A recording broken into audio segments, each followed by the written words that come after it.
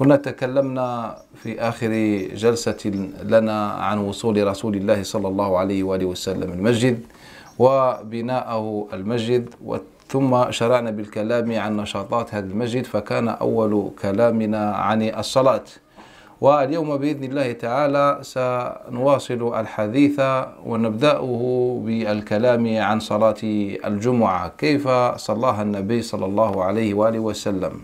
Donc la fois passée, on avait commencé de parler de l'arrivée de Nabi sallallahu alayhi wa sallam à Médine et la première construction que Nabi sallallahu alayhi wa sallam a établie, qui est la mosquée.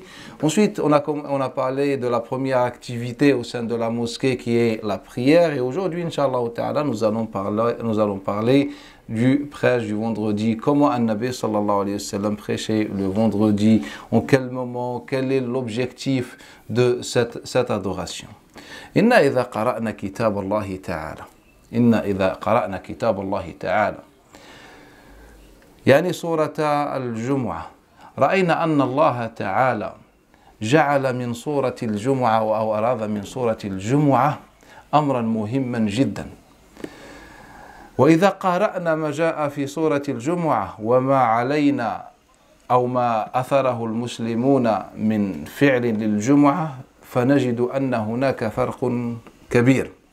بمعنى ماذا يقول الله تعالى في سورة الجمعة؟ Je disais en résumé, en lisant le Coran al-Karim, c'est-à-dire la surah de al-Jumu'ah, la surah du vendredi, nous voyons directement la différence entre le Coran al-Karim, entre le vendredi selon le Coran al-Karim et la pratique, et le vendredi selon la pratique courante. Je m'exprime. ماذا يقول الله تعالى؟ هو الذي بعث في الأميين رسولا منهم يتلو عليهم آياته ويزكيهم ويعلمهم الكتاب والحكمة وإن كانوا من قبل لفي ضلال مبين. بعد أن مجد الله تعالى ذاته وقدسها، أعلمنا بأنه بعث محمدا صلى الله عليه وآله وسلم في الأميين يتلو عليهم آياته ويزكيهم ويعلمهم الكتاب والحكمة ويعلمهم الكتاب والحكمة. هكذا بدأ الله تعالى سورة الجمعة، بأن أعلمنا بأنه بعث محمدا صلى الله عليه وسلم يتلو. ما معنى يتلو عليهم آياته؟ ما معنى يتلو عليهم آياته؟ ما قد يتبادر إلى الأذهان أن التلاوة هي القراءة، وفي الحقيقة التلاوة في اللغة العربية ليست القراءة، بل هي التتابع والتواتر والتتاتر. يعني نقول فلان تلا أي تبع فلانا آخر، نقول تلا الكلام وتلا الفعل وتلا غير ذلك. والله تعالى هنا يقول بأن محمد صلى الله عليه وسلم يتلو الآيات.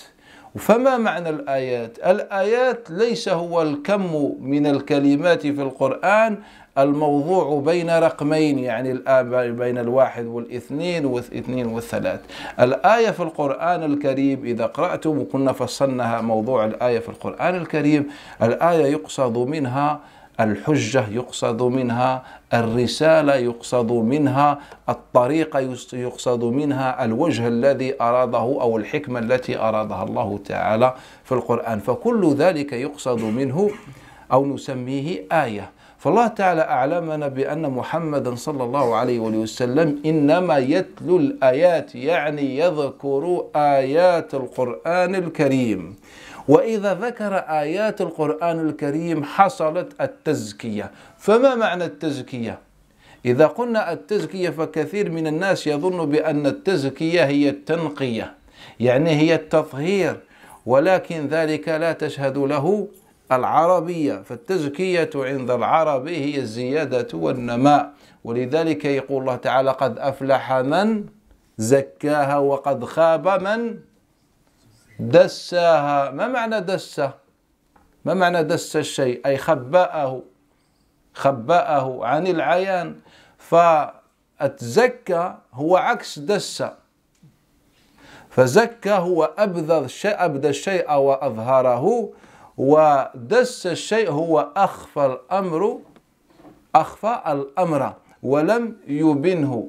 فلذلك الله تعالى أتى بالمتقابلين، قال لنا قد أفلح من زكاها وقد خاب من دساها يعني من زاد نفسه تزكية بمعنى على تلك الفطرة التي فطر الناس عليها وزاد من تلك الفطرة وزاد النفس توعية وإنارة فنقول قد زكى نفسه. ومن طمس الفطرة التي أودعها الله تعالى في بني آدم فنقول قد دس وأعمى نفسه والعياذ بالله. فالتزكية في الأصل لا يقصد منها التنقية والتطهير، ولذلك تسمى الزكاة زكاة. لماذا؟ لأن من أخرج من ماله فإن الله تعالى سيرفع له أو يزكي له ماله، يعني بالأجر وبالزيادة. فلذلك إنسان إذا أخرج في سبيل الله فإن الله سوف يضاعف له الأجر كما سيضاعف له ماله، فلذلك سميت بالزكاة. وهذا الأمر مهم جدا. Je disais quand on lit Surat al-Jumu'ah qui est important, et je pense que le sujet est très fondamental, et vous allez voir qu'il y a une grande différence entre la pratique de l'Jumu'ah à l'époque du prophète sallam et notre pratique actuelle. Mais qu'est-ce qu'Allah Ta'ala a voulu par al-Jumu'ah? On lit ensemble Surat al-Jumu'ah. Après avoir glorifié son essence, Allah Ta'ala, il va nous parler, il va nous dire, c'est lui qui a envoyé chez les Ummiyin, c'est-à-dire ceux qui n'ont pas auparavant reçu un livre, celui qui leur a envoyé un homme, Muhammad sallallahu alayhi wa sallam, messager, qui est des leurs. Il fait partie de, c'est un homme, il est de sa tribu. Afin qu'il réalise 4 choses, Allah Ta'ala a cité dans ce verset, et c'est important. Il nous dit « Yatlu alayhim ». Et je disais que « Yatlu alayhim », ce n'est pas « il récite ». Le verbe « tala », ce n'est pas « réciter ». Le verbe « tala », c'est plus général que « réciter ». Et Allah Ta'ala, il n'a pas dit « il récite des versets », il dit « il récite l'ayat ». Et l'ayat, on l'a déjà traité dans une intervention passée, c'est que le mot ayat, ça ne veut pas dire verset. En aucun moment, Allah Ta'ala n'a dit que l'ayat, c'est le verset. L'ayat dans le Coran al-Karim, c'est soit le message, soit la preuve, soit la vision islamique des choses, soit en fait ce que Allah Ta'ala nous apporte. C'est ce qu'on appelle ayat dans le Coran al-Karim. Vous pouvez lire toutes les sourates du Coran al-Karim. À chaque fois, Allah Ta'ala, il nous parle de l'ayat. En fait, il s'agit des preuves, il s'agit des versions, des visions islamiques, la vision islamique sur les choses. C'est-à-dire Allah Ta'ala, il venait d'aborder une question et après il nous donne une vision islamique, il nous dit voilà mes ayats, comme il a fait par exemple dans Surat An-Nur. Voilà, on a déjà traité ce sujet. Et donc il nous dit, An-Nabi sallallahu alayhi wa sallam a comme rôle, c'est de vous exposer ces ayats, ces preuves évidentes.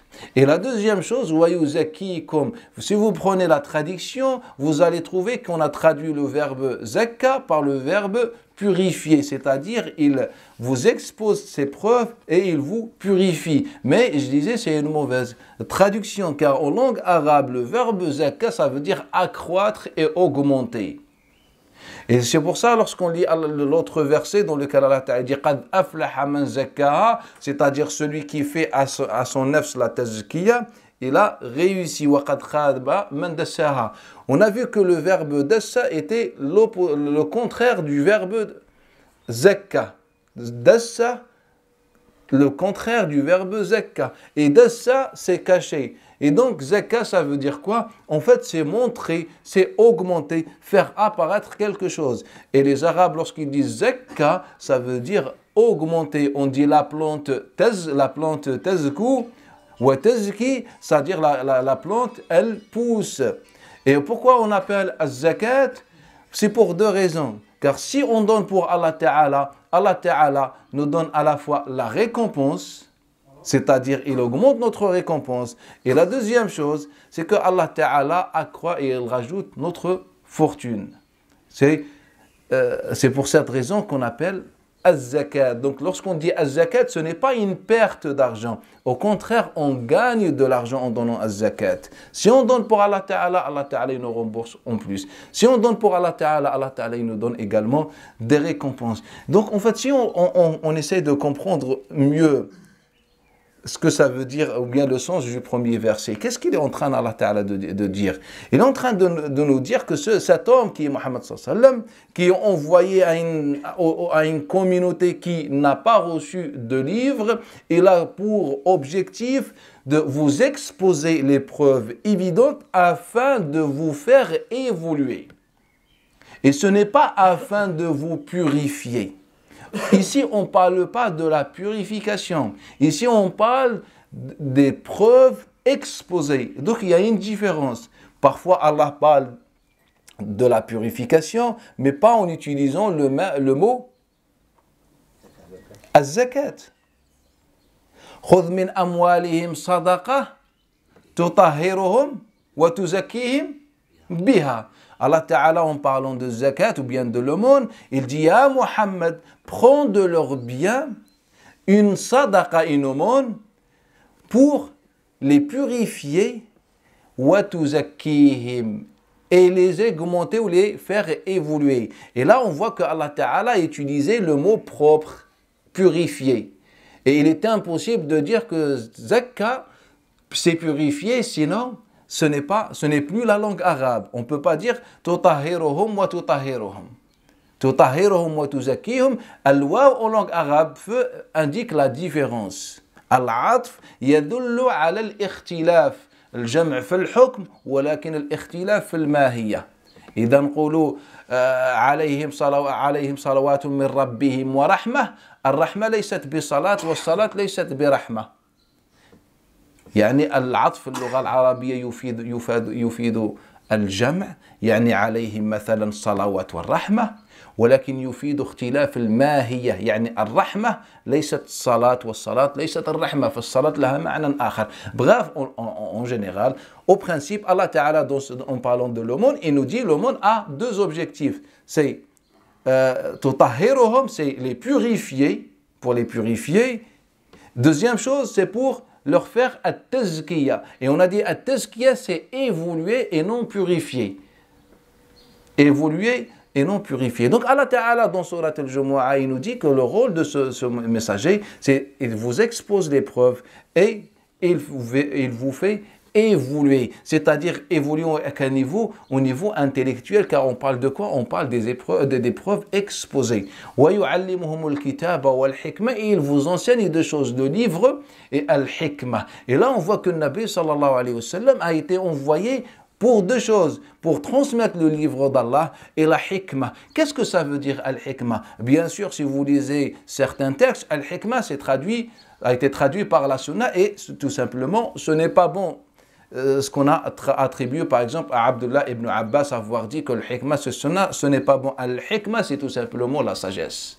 Al-hikmah c'est la sagesse. Et selon le Coran al-Karim, Allah Ta'ala, il nous dit que Muhammad sallallahu alayhi wa sallam nous enseigne le livre d'Allah Ta'ala et la hikmah. Et qu'est-ce que ça veut dire? La hikmah en fait est liée à la question du vendredi ou ce qu'on fait à cette adoration du vendredi.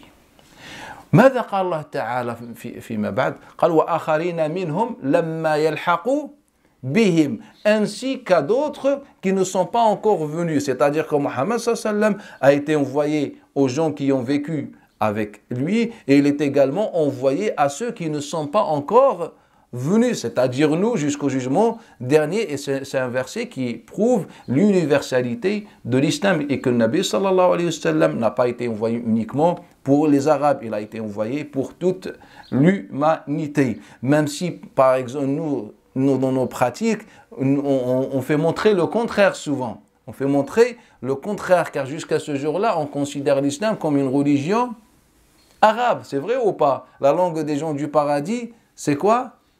C'est l'arabe. Quand tu récites comment? L'arabe. Quand tu fais le prêche du vendredi, tu fais comment? L'arabe. Donc, on contredit à peu près ce verset. Et ce verset, il a une histoire. Une histoire avec Ali ibn Abi Talib, fima rawahu al-imam, ya Allah, l'imam al-Mahamili, fi al-amal min riwayat ibn al-Bayy'. يروي من طريق المنهال بن عمرو عن عباد بن عبد الله قال خطبنا علي بن أبي طالب. تأملوا قصة عجيبة رواها الإمام المحاملي في رواية ابن البيع. قال خطبنا علي بن أبي طالب. خطبنا علي ابن أبي طالب خطبة. ثم جاء الأشعث بن قيس. الأشعث بن قيس هذا من صغار الصحابة. قال لما جاء الأشعث بن قيس فقال يا علي يا علي غلبت على وجهك هذه الحميراء، غلبت على وجهك هذه الحميراء. ما معنى الحميراء؟ يعني الناس الحميراء بمعنى لي بلون، يعني الناس البيض، يعني الذين ليسوا بعرب، يعني الناس العجم. فالفرس كانوا يلقبون يومئذ بالحمراء والحميراء. قالت غلبتنا على وجهك الحميراء، يعني اتبعك الفرس. لأن حتى إذا نظرنا، وهذه الخطبة خطب علي بن أبي طالب أيام صراعه مع الصحابي معاوية ابن أبي سفيان. فجاء الأشعث بن قيس قال يعني معاوية جمع حوله قريش وأنت جمعت حولك غير العرب، ما هذا؟ يعني قال ذلك قدحا في علي بن أبي طالب، قال ذلك قدحا في علي ابن أبي طالب. فقال علي بن أبي طالب من يسكت عنا هذا، ولا أذكر الاسم في هذا المقام. قال من يسكت عنا هذا الإنسان، من عن هذا الإنسان؟ والذي لا إله إلا هو، في رواية الذي فلق النسمة. لو سمعت رسول الله صلى الله عليه وآله وسلم بعد أن تلا هذه الآية يقول ليضربنكم على الإسلام عودا كما ضربتموهم عليه بدءا. يقول لهذا الناس العجم الذين تضحكون عليهم ولا تعتبرونهم كما تعتبرون المسلمين العرب، النبي قال فيهم ليضربنكم على الإسلام عودا كما ضربتموهم عليه بدءا. يعني أنتم من دعوتم غير العرب إلى الإسلام وسوف يسلمون ثم يدعونكم إلى الإسلام، يعني أنتم العرب سوف تتخلون عن الإسلام ونصرته ثم يأتي العجم فيجدد لكم دينكم. قال والذي فرق يعني النسمة وبرأ الحبة سمعت النبي صلى الله عليه وآله وسلم يقول ذلك. Et donc, dans le troisième verset, Allah Ta'ala, il nous dit que le Nabi sallallahu alayhi wa sallam a été envoyé également à ceux qui ne sont pas encore venus. Et je disais, ça c'est une preuve de l'universalité de l'islam, même si notre pratique aujourd'hui dit le contraire. Notre pratique, notre vision aujourd'hui, nous les musulmans, considère l'islam comme une religion arabe, à tel point qu'on dit que le langage des gens du paradis, c'est l'arabe. Et que pour lire le Coran, il faut le lire en arabe. Pour prêcher, par exemple, le vendredi, il faut faire en arabe, sinon le prêche est invalide. Pour réciter dans la prière, il faut lire en arabe, sinon la prière est invalide. Bref, on a toute une vision sur l'arabité, si vous voulez, de l'islam. Et un peu ça contredit, je pense, ce verset. Et ce verset, je disais, il a une histoire avec Ali ibn Abi Talib qui a été rapportée par l'imam al-Mahamili dans la version de l'imam ibn al-Bayy'. Il le rapporte d'après le Minhar ibn Amr, d'après Abbad ibn Abdullah. Il dit, nous étions avec Ali ibn Abi Talib, ou bien on a assisté à un prêche de Ali ibn Abi Talib. Lorsque l'Ash'ath ibn Qais est arrivé, il lui a dit Ya Ali, les Humayra t'ont dominé, Ya Ali. Les Humayra, ce sont les blancs, ce sont ceux qui ont une couleur claire. Plus précisément, ce sont les Perses. Les Arabes, dans leur poésie, ils appellent les Perses Al-Humayra. Ils appellent les Perses Al-Humayra. Et comme vous savez, autour de... Et Ali ibn Abi Talib a prêché ce prêche lors de son conflit avec Muawiyah ibn Abi Sufyan. Et comme vous savez, Muawiyah ibn Abi Sufyan, ce compagnon, a fait venir autour de lui les grandes tribus de Quraysh. Les grandes tribus de Quraysh, c'est-à-dire les Qurayshites de manière générale. Alors que Ali ibn Abi Talib était entouré, vu qu'il était dans une région perse, il était dans la ville de Koufa, qui a été gouvernée par les Perses durant des siècles et des siècles, pratiquement, selon les historiens, plus de 1000 ans. L'Irak est gouverné par les Perses. Et donc, Ali ibn Abi Talib était entouré par les Perses. Et l'Ash'ath ibn Qais lui dit, tu es dominé, ya Ali, par ces blancs-là, par les Perses. En fait, il disait ça pour se moquer de ceux qui suivent Ali ibn Abi Talib. Et là, Ali ibn Abi Talib, il s'énerve, il dit une expression que je n'ai pas prononcée. vu qu'on est dans la mosquée. Et ensuite, il lui dit, par Allah Ta'ala, j'ai entendu le messager d'Allah dire que les non-arabes, ils vont vous frapper en vous appelant à l'islam comme vous les avez frappés en les appelant à l'islam. C'est que Nabi sallallahu alayhi wa sallam voulait nous dire, quand vous avez vu, vous avez appelé les non-arabes à l'islam, viendra un jour où vous allez délaisser l'islam et c'est eux qui vont vous appeler à l'islam. C'est ce que Ali ibn Abi Talib a juré avoir entendu de Nabi sallallahu alayhi wa sallam. Car Al-Ash'ath ibn Qais a sous-estimé, ou bien tout simplement a sous-estimé en fait la valeur, ou bien ces noms arabes. Pour lui, l'islam, en fait, c'était encore arabe. Regarde Muawiyah entouré des Arabes, les Qurayshites, et regarde toi Ali ibn Abi Talib, qui n'a pas de chance, entouré de ces Perses-là. En fait, cette culture est restée jusqu'à ce jour-là. Elle est encore en nous aujourd'hui. Elle est encore en nous. Même regardez ce que rapporte l'imam Abu Daoud. L'imam Abu Daoud, dans son livre As-Sunan, d'après l'Asim ibn Bahdala, ibn Abi Nujoud, le récitateur, d'après al-Mughira al-Dabbi, d'après l'A'mash Sulayman ibn Mahran, les trois rapportent avoir assisté à un prêche de l'Hajjaj ibn Yusuf al-Thaqafi. Un prêche de l'Hajjaj ibn Yusuf al-Thaqafi, lorsque l'Hajjaj ibn Yusuf al-Thaqafi, il a dit ويا عذيرتي على عبدي هذيل ويا عذيرتي على عبدي هذيل يزعم أنه يقرأ بقراءة رسول الله فوالله ما هو إلا رجز من أرجاز العرب. Il dit, il dit que le malheur soit sur l'esclave de la tribu de Bani Hadil. Je pense que vous savez de qui il parle. Il parle de Abdullah ibn Mas'ud. Il dit qu'il prétend avoir la lecture de Nabi sallallahu alayhi wa sallam, alors que son mushaf, son Coran n'est qu'une poésie des bédouins arabes. Et donc il dit ça sur Ali, Abdullah Ibn Mas'ud. Il dit Wama ara, et je ne vois nos opposants que parmi hadhihi al-hamra.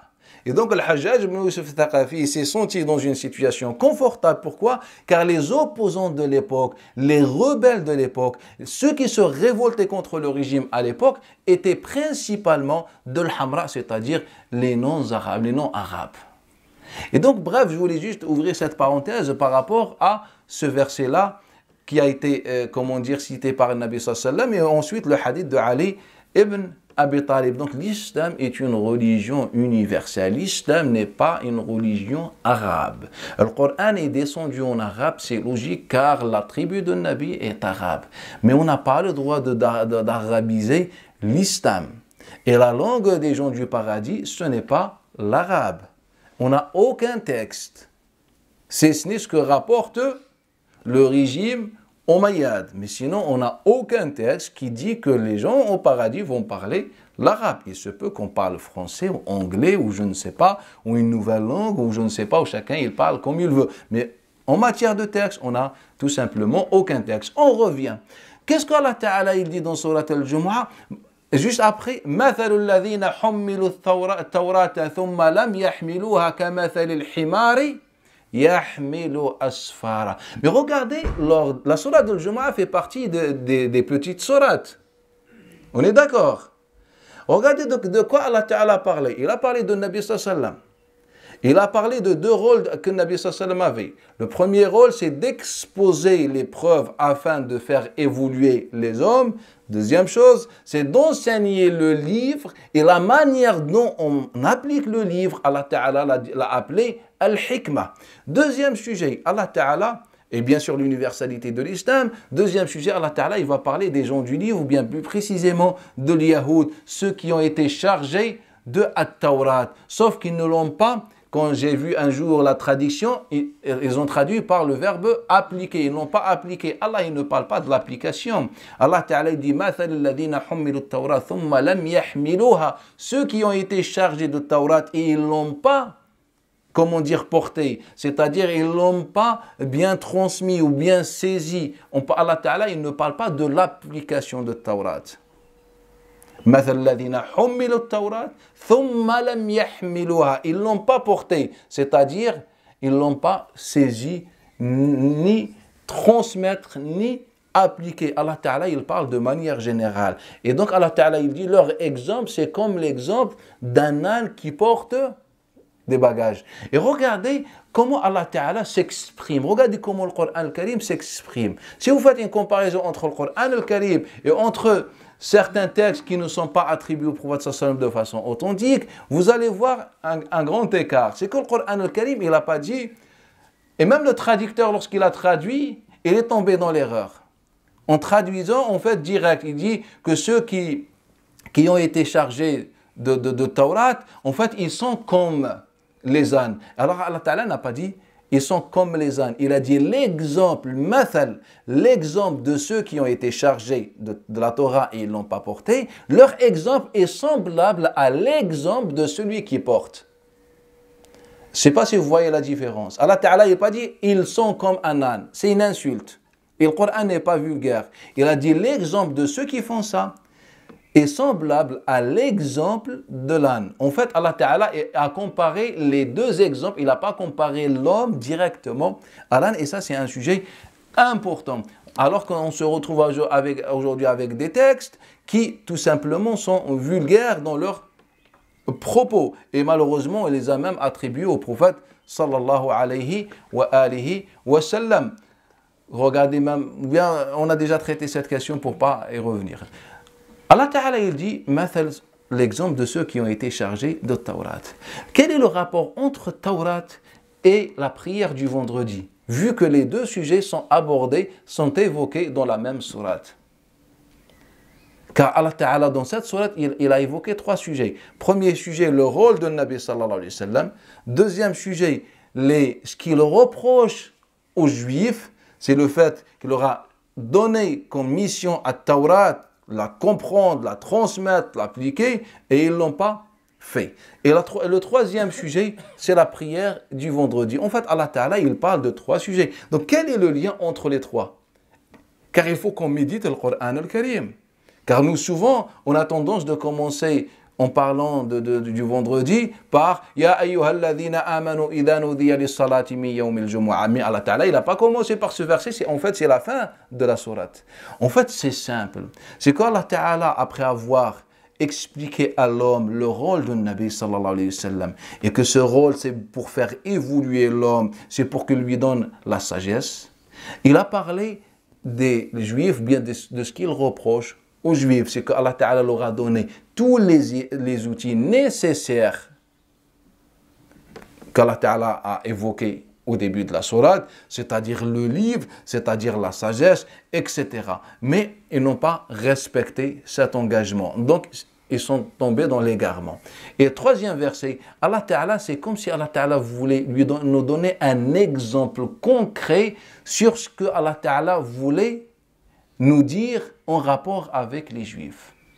Allah, il nous donne un exemple concret. Il nous dit, les Juifs, ils n'ont pas porté à Taurat. Vous, si vous voulez porter le Coran al-Karim, Allah Ta'ala, il nous dit, il nous parle de l'Jumu'ah. C'est comme si Allah Ta'ala voulait, à travers al-Jumu'ah, de mettre un projet en place chez les musulmans. Et ça, c'est important. Car aujourd'hui, moi, je me pose la question sur la cohérence du Coran al-Karim. Sur Tanasukh al-Qur'an. Le Coran est-il cohérent? Naam, car il est divin. Mais maintenant, quel est le rapport entre la prière du vendredi, At-Tawrat et les Juifs, et le rôle de Nabi sallallahu alayhi wa sallam? En fait, on comprend mieux. Allah Ta'ala, il nous dit, voilà le rôle de Nabi sallallahu alayhi wa sallam.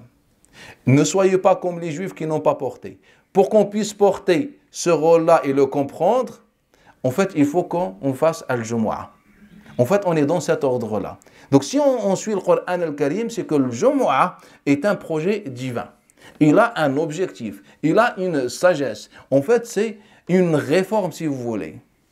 Sauf que nous, ça fait 14 siècles qu'on fait le Jumu'ah, mais en fait, rien n'a changé. Au contraire, même parfois, on est saoulé d'assister au Jumu'ah, vu le contenu du discours, vu, etc., plusieurs facteurs. Alors que le Nabi sallallahu alayhi wa sallam, et ce qu'on va voir dans le Sira, car on est dans le cours de Sira, c'est grâce au Jumu'ah que le Nabi sallallahu alayhi wa sallam a pu toucher le plus de monde et a changé beaucoup de choses.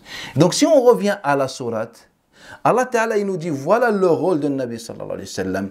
Exposer les preuves pour nous faire évoluer, nous enseigner le livre et la sagesse. Regardez les Juifs qui ont raté cet enseignement divin, cette sagesse divine, pour que nous, les musulmans, pour qu'on puisse l'avoir, il nous faut quoi? Ya ayyuhalladhina amanu, ô ceux qui avaient cru, idha nudiya lis-salati min yawm al-jumu'ah fas'aw ila dhikrillah. Lorsqu'on appelle à la prière le jour du vendredi, venez, précipitez-vous au dhikr d'Allah. En fait, c'est ça l'ordre.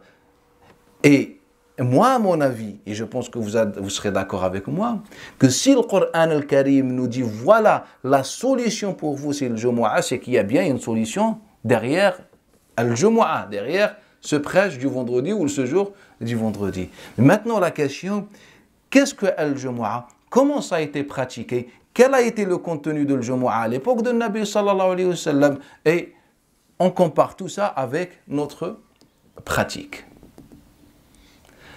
Je commence la parole par un récit. C'est un récit qui est important. Il est même surprenant. Il est rapporté par l'imam Abu Ya'la al-Mawsili من طريق جعفر بن سليمان الضبي قال حدثني المعلى بن زياد واسمعوا والله ce récit, si on le comprend, on a compris 50% de l'histoire islamique. هذا المعلى بن زياد يحكي لنا بعد أن غلب يزيد بن المهلب على العراق، يعني بعد السنة 100.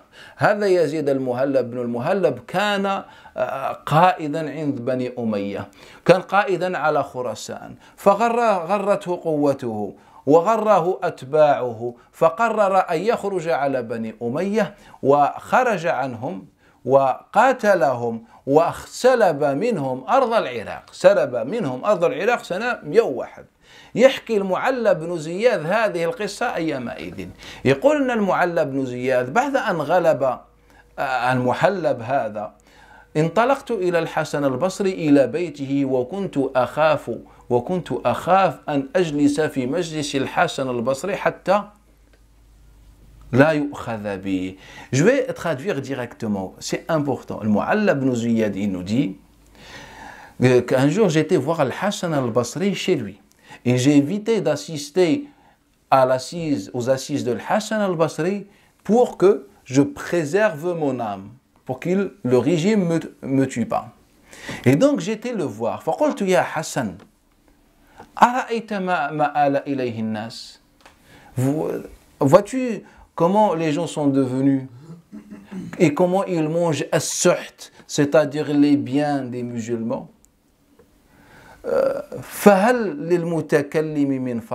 Si quelqu'un parle, est-ce qu'il a un mérite?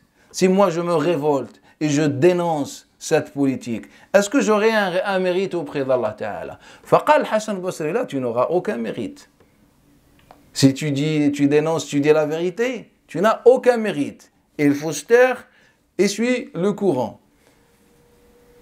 فحدثني الحسن البصري ensuite il m'a dit حدثني أبو سعيد الخدري أن النبي صلى الله عليه وآله وسلم. Donc le Hassan il rapporte avoir entendu Abu Sa'id al-Khudri dire que le prophète صلى الله عليه وسلم a dit que لا يمنعن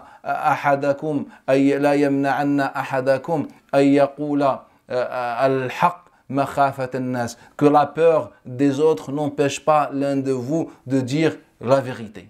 فإنها لا تقدم حتفه ولا تدفع عنه رزقه, car ceci ne fait pas reculer ni l'heure de ta mort ni il te prive de ta subsistance. C'est-à-dire que en fait toutes les choses sont dans la main d'Allah Ta'ala.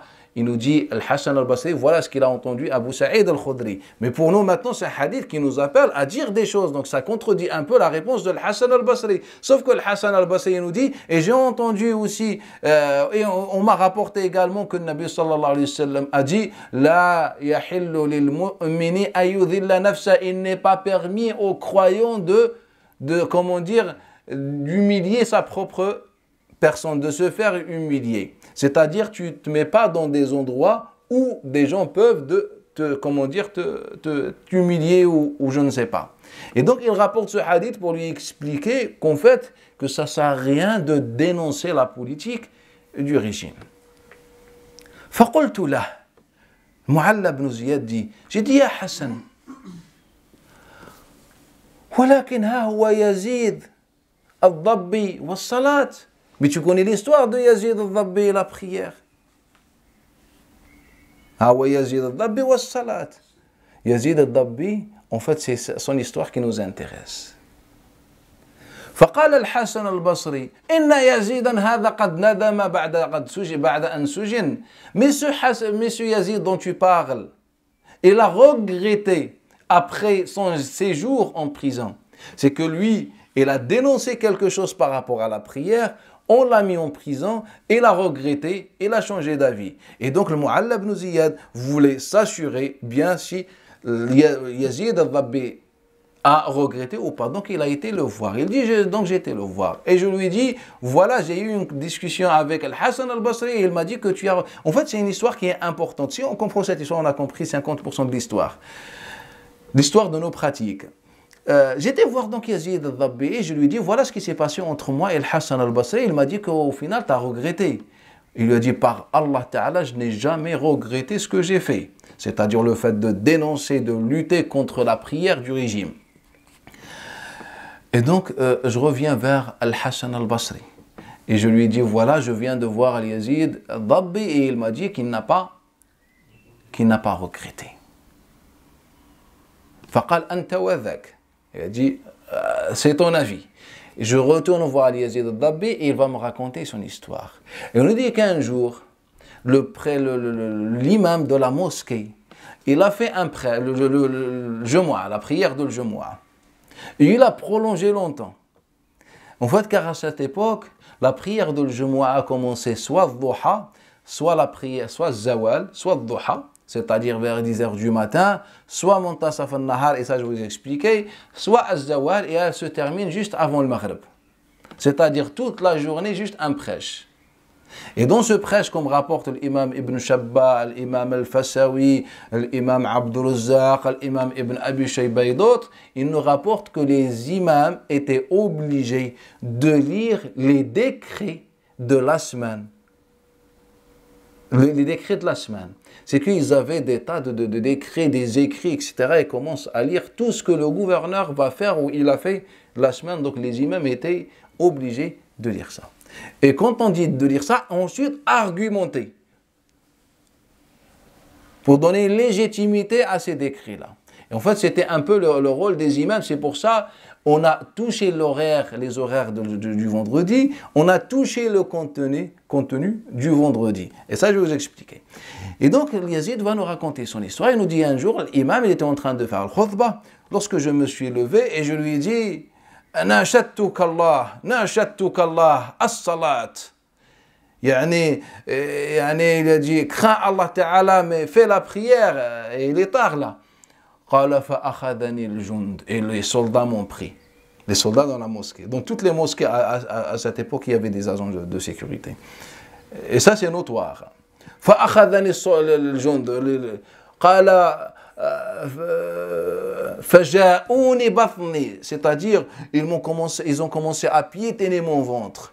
وأخذوني على المقصورة حتى إني قلت حتفت قبل أن أصل المقصورة. Et en plus, ils m'ont ramené vers le maqsoura, c'est-à-dire vers où on mettait le minbar.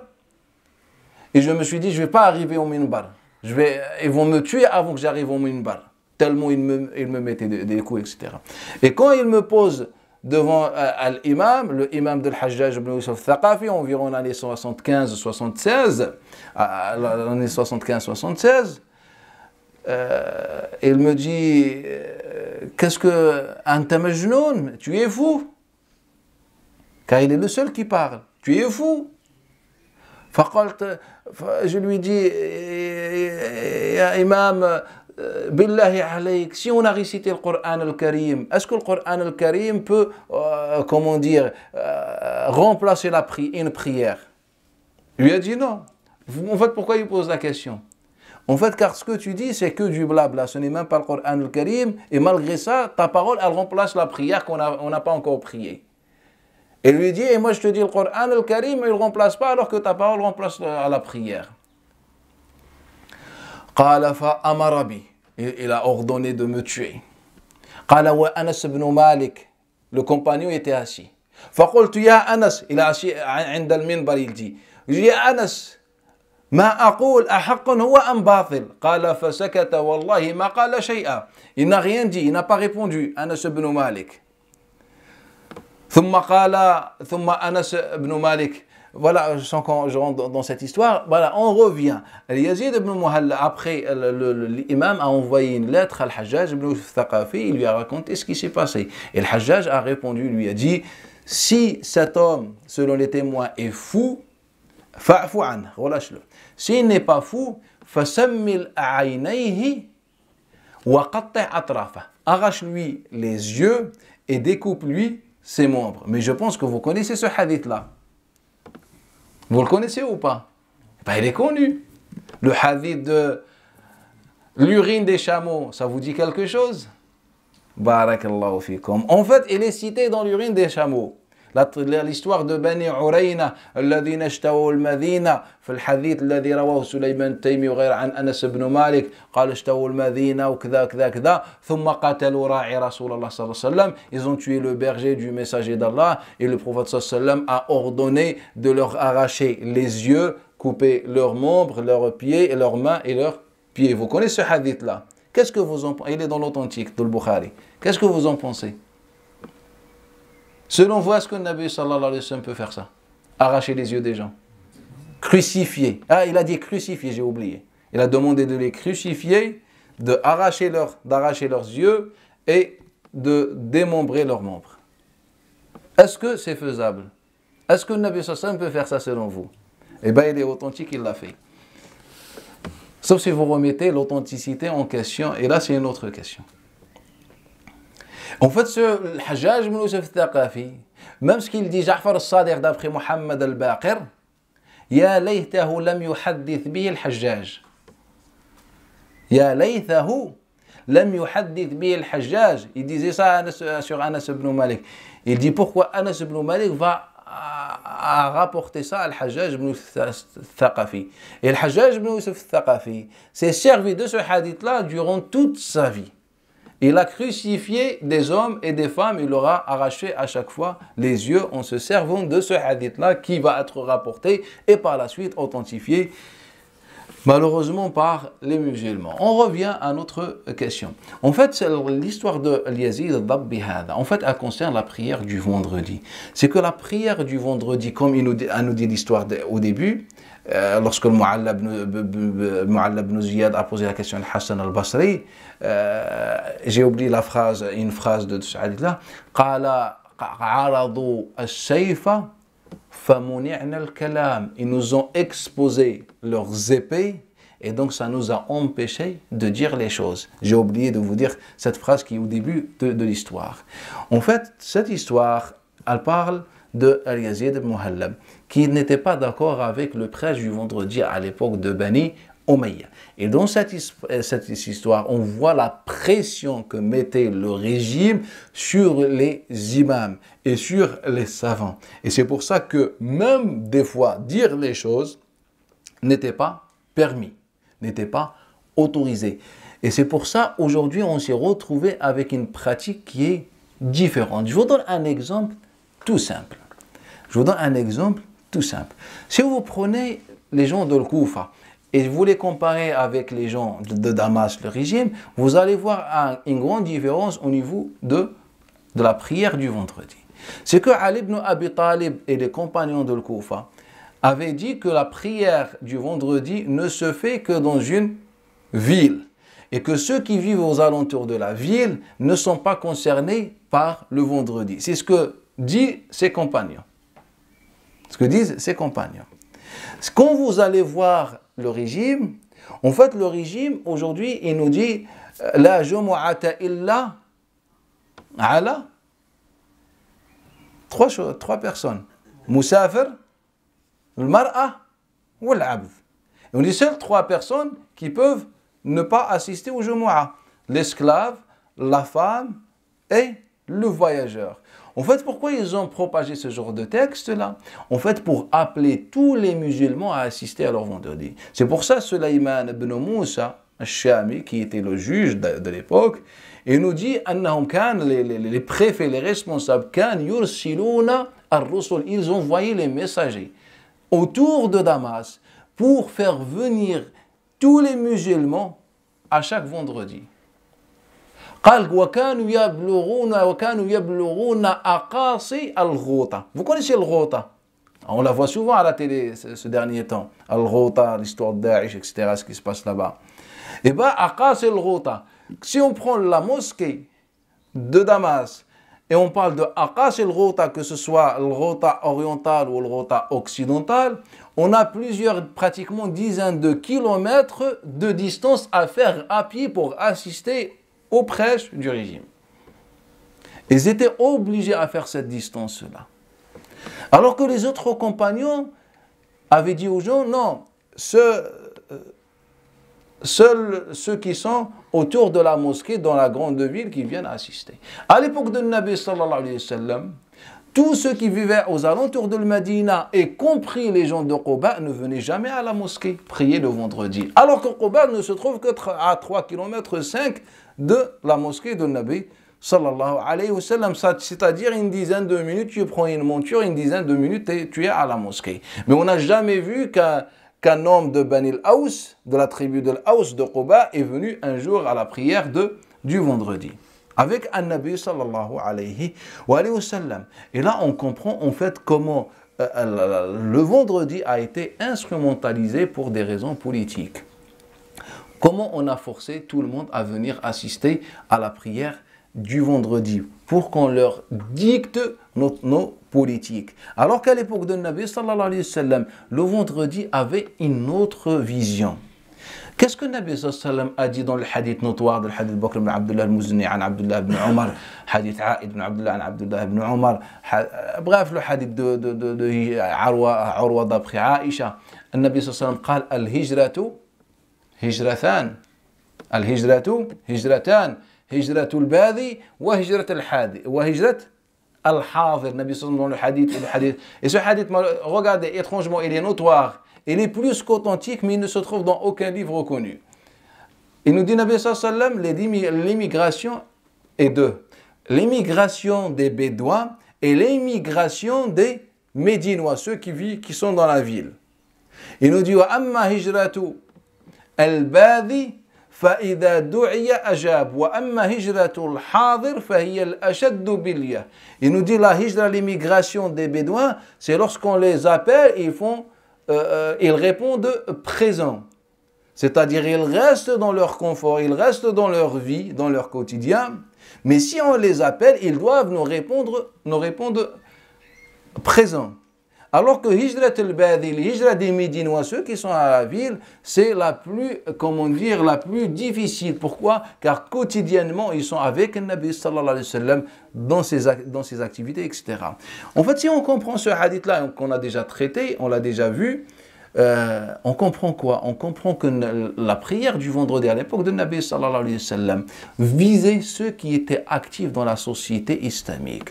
Et ceux qui vivaient aux alentours de Medina n'étaient pas obligés de venir, car Nabi sallallahu alayhi wa sallam, comme dans, voilà, c'est un hadith notoire, l'homme lorsqu'il vient le voir Nabi, dit ya Rasulallah, je veux faire l'immigration, il lui dit au contraire, reste là où tu veux et quand t'appelle, réponds présent. On n'a pas besoin que tu viennes t'installer à Médine, ni que tu viennes nous voir régulièrement à Médine. Reste dans ta vie, fais ce que tu as à faire. Et quand on t'appelle, réponds présent.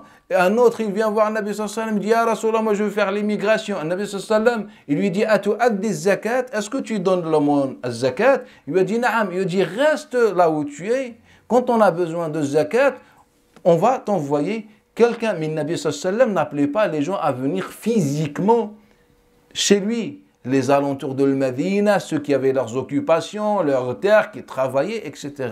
Et qu'à l'époque de Nabi, ceux qui étaient appelés à faire le vendredi avec le Nabi sallallahu alayhi wa sallam, en fait ceux qui sont de Medina.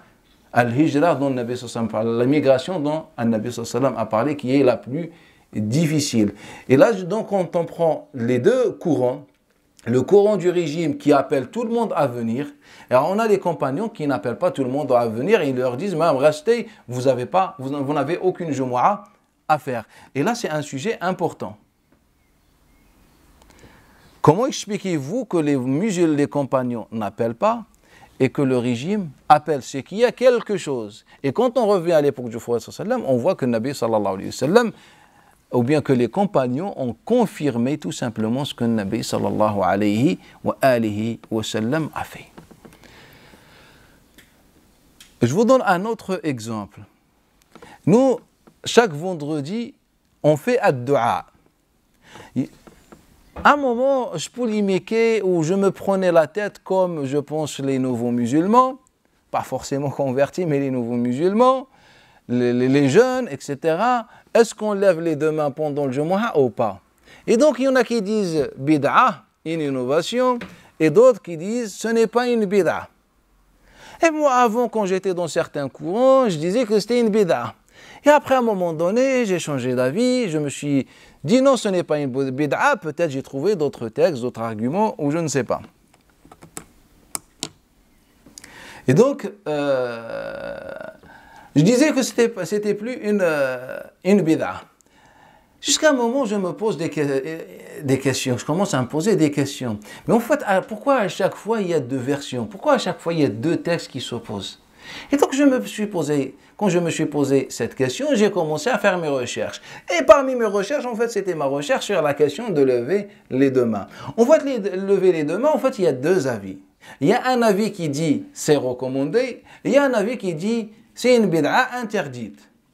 Et quand j'ai demandé à ceux qui adoptent ces deux avis, en fait c'était simple. Ceux qui interdisent, ils viennent de Koufa. Et ceux qui autorisent, ils viennent d'où? En fait, ils sont tous de Damas. Après, j'étais voir l'imam al-Zuhri, je lui ai posé la question. Il m'a dit l'imam al-Zuhri, awwal man ahdatha dhalika Abdul Malik ibn Marwan. Le premier qui a inventé ceci, c'est Abdul Malik ibn Marwan. Après, j'étais voir un compagnon qui s'appelle Omar ibn Rouaïba, et je le vois un jour dans un prêche du vendredi à l'époque de Marwan ibn al-Hakam. Lorsque Marwan ibn al-Hakam lève les deux mains, il commence à faire dua Allahumma, Allahumma, kada. Et là, Omar ibn Rouaïba, ce compagnon, il se lève et il dit alayka la'natullah wal malaikati wan nas ajma'in. Et il l'a maudit et il est sorti du prêche du vendredi. Après, je vais voir Ibrahim ibn Yazid al-Nakha'i et je lui dis qu'est-ce que tu en penses de dua et de lever les deux mains pendant le dua et lever les deux mains, pas uniquement le dua, pas uniquement lever les deux mains. Et il me dit lever les deux mains et dua pendant le vendredi est une bid'a. Mais aujourd'hui, on fait dua pendant le vendredi. Mais ce qui est sûr et certain, c'est que le Nabi sallallahu alayhi wa sallam n'a jamais fait de dua pendant le vendredi, sauf le cas lorsque le bédouin est venu demander la pluie, etc., et que le Nabi sallallahu alayhi wa sallam a fait un dua. Mais un dua lié à la prière du vendredi, je peux vous assurer que vous ne risquez pas de trouver même un demi-texte qui l'affirme. Mais nous, aujourd'hui, ça fait 14 ans qu'on fait. Mais pourquoi? Malgré que les musulmans, les autres musulmans des autres régions neutres nous ont interdit ça, mais pourquoi on le fait? Car le régime, à un moment donné, il voulait qu'on fasse ça, ad-du'a. Et le dua, au premier temps de l'islam, n'était pas réservé Allahumma ighfir lana warhamna, oubliez ça, ce n'est pas pour Allah qu'Allah nous pardonne. En fait, il était fait, le premier temps de l'islam, on ne l'appelait pas ad-du'a, on l'appelait al-qunut. En fait, il était fait pour faire dua contre ceux qui s'opposent au gouverneur. Tous ceux qui s'opposent au gouverneur, on faisait le qunut durant le vendredi sur eux. L'imam, il lève les deux mains et commence à faire dua et les gens ils disent amin, ils étaient obligés de faire ça. Avec le temps, al-qunut s'est transformé en dua classique et aujourd'hui, depuis 14 siècles, on est en train de faire ad-dua pendant le vendredi. Je ne suis pas en train de vous dire faites ou ne faites pas, ce n'est pas ce que je cherche, mais je suis en train de vous dire quand vous faites, pensez bien à Abdul Malik ibn Marwan et à nos gouverneurs. En fait, c'est grâce à eux qu'on est en train de faire ad-dua, si vous voulez bien. Et donc, en fait, juste pour qu'on est conscient, on sait en fait l'histoire de An-Nabi sallallahu alayhi wa sallam n'a jamais fait ad-dua. Je vous donne encore un exemple. Je vous donne encore un exemple pour que je vous montre qu'en fait que le Jumu'ah au début de l'islam était un point de divergence entre les musulmans et les régions neutres et ceux qui étaient proches du régime. Par exemple, nous, lorsqu'on assiste au Jumu'ah, est-ce qu'on peut parler? Au contraire, le hadith de Abi Hurayra, man qala li sahibihi ansit faqad laga. Celui qui dit à son voisin, ansit, écoute, eh ben, il a prononcé une futilité. Et dans une version, on rajoute, et celui qui lara, il n'a plus de vendredi. C'est ce qu'on rapporte ou pas? Mais comment expliquez-vous le fait que les musulmans à l'époque de Nabi sallallahu alayhi wa sallam et à l'époque des compagnons neutres, on parlait pendant le vendredi, pour tout et n'importe quoi? On parle. Je vous donne un exemple. Shibl, il rapporte, Shibl ibn Mughira, il rapporte, عن جرير بن عبد الله البجلي قال أقبلت يوم إلى الجمعة, je suis venu faire le Jumu'ah avec Nabi sallallahu alayhi wa sallam, parce que Nabi sallallahu alayhi wa sallam était sur le minbar.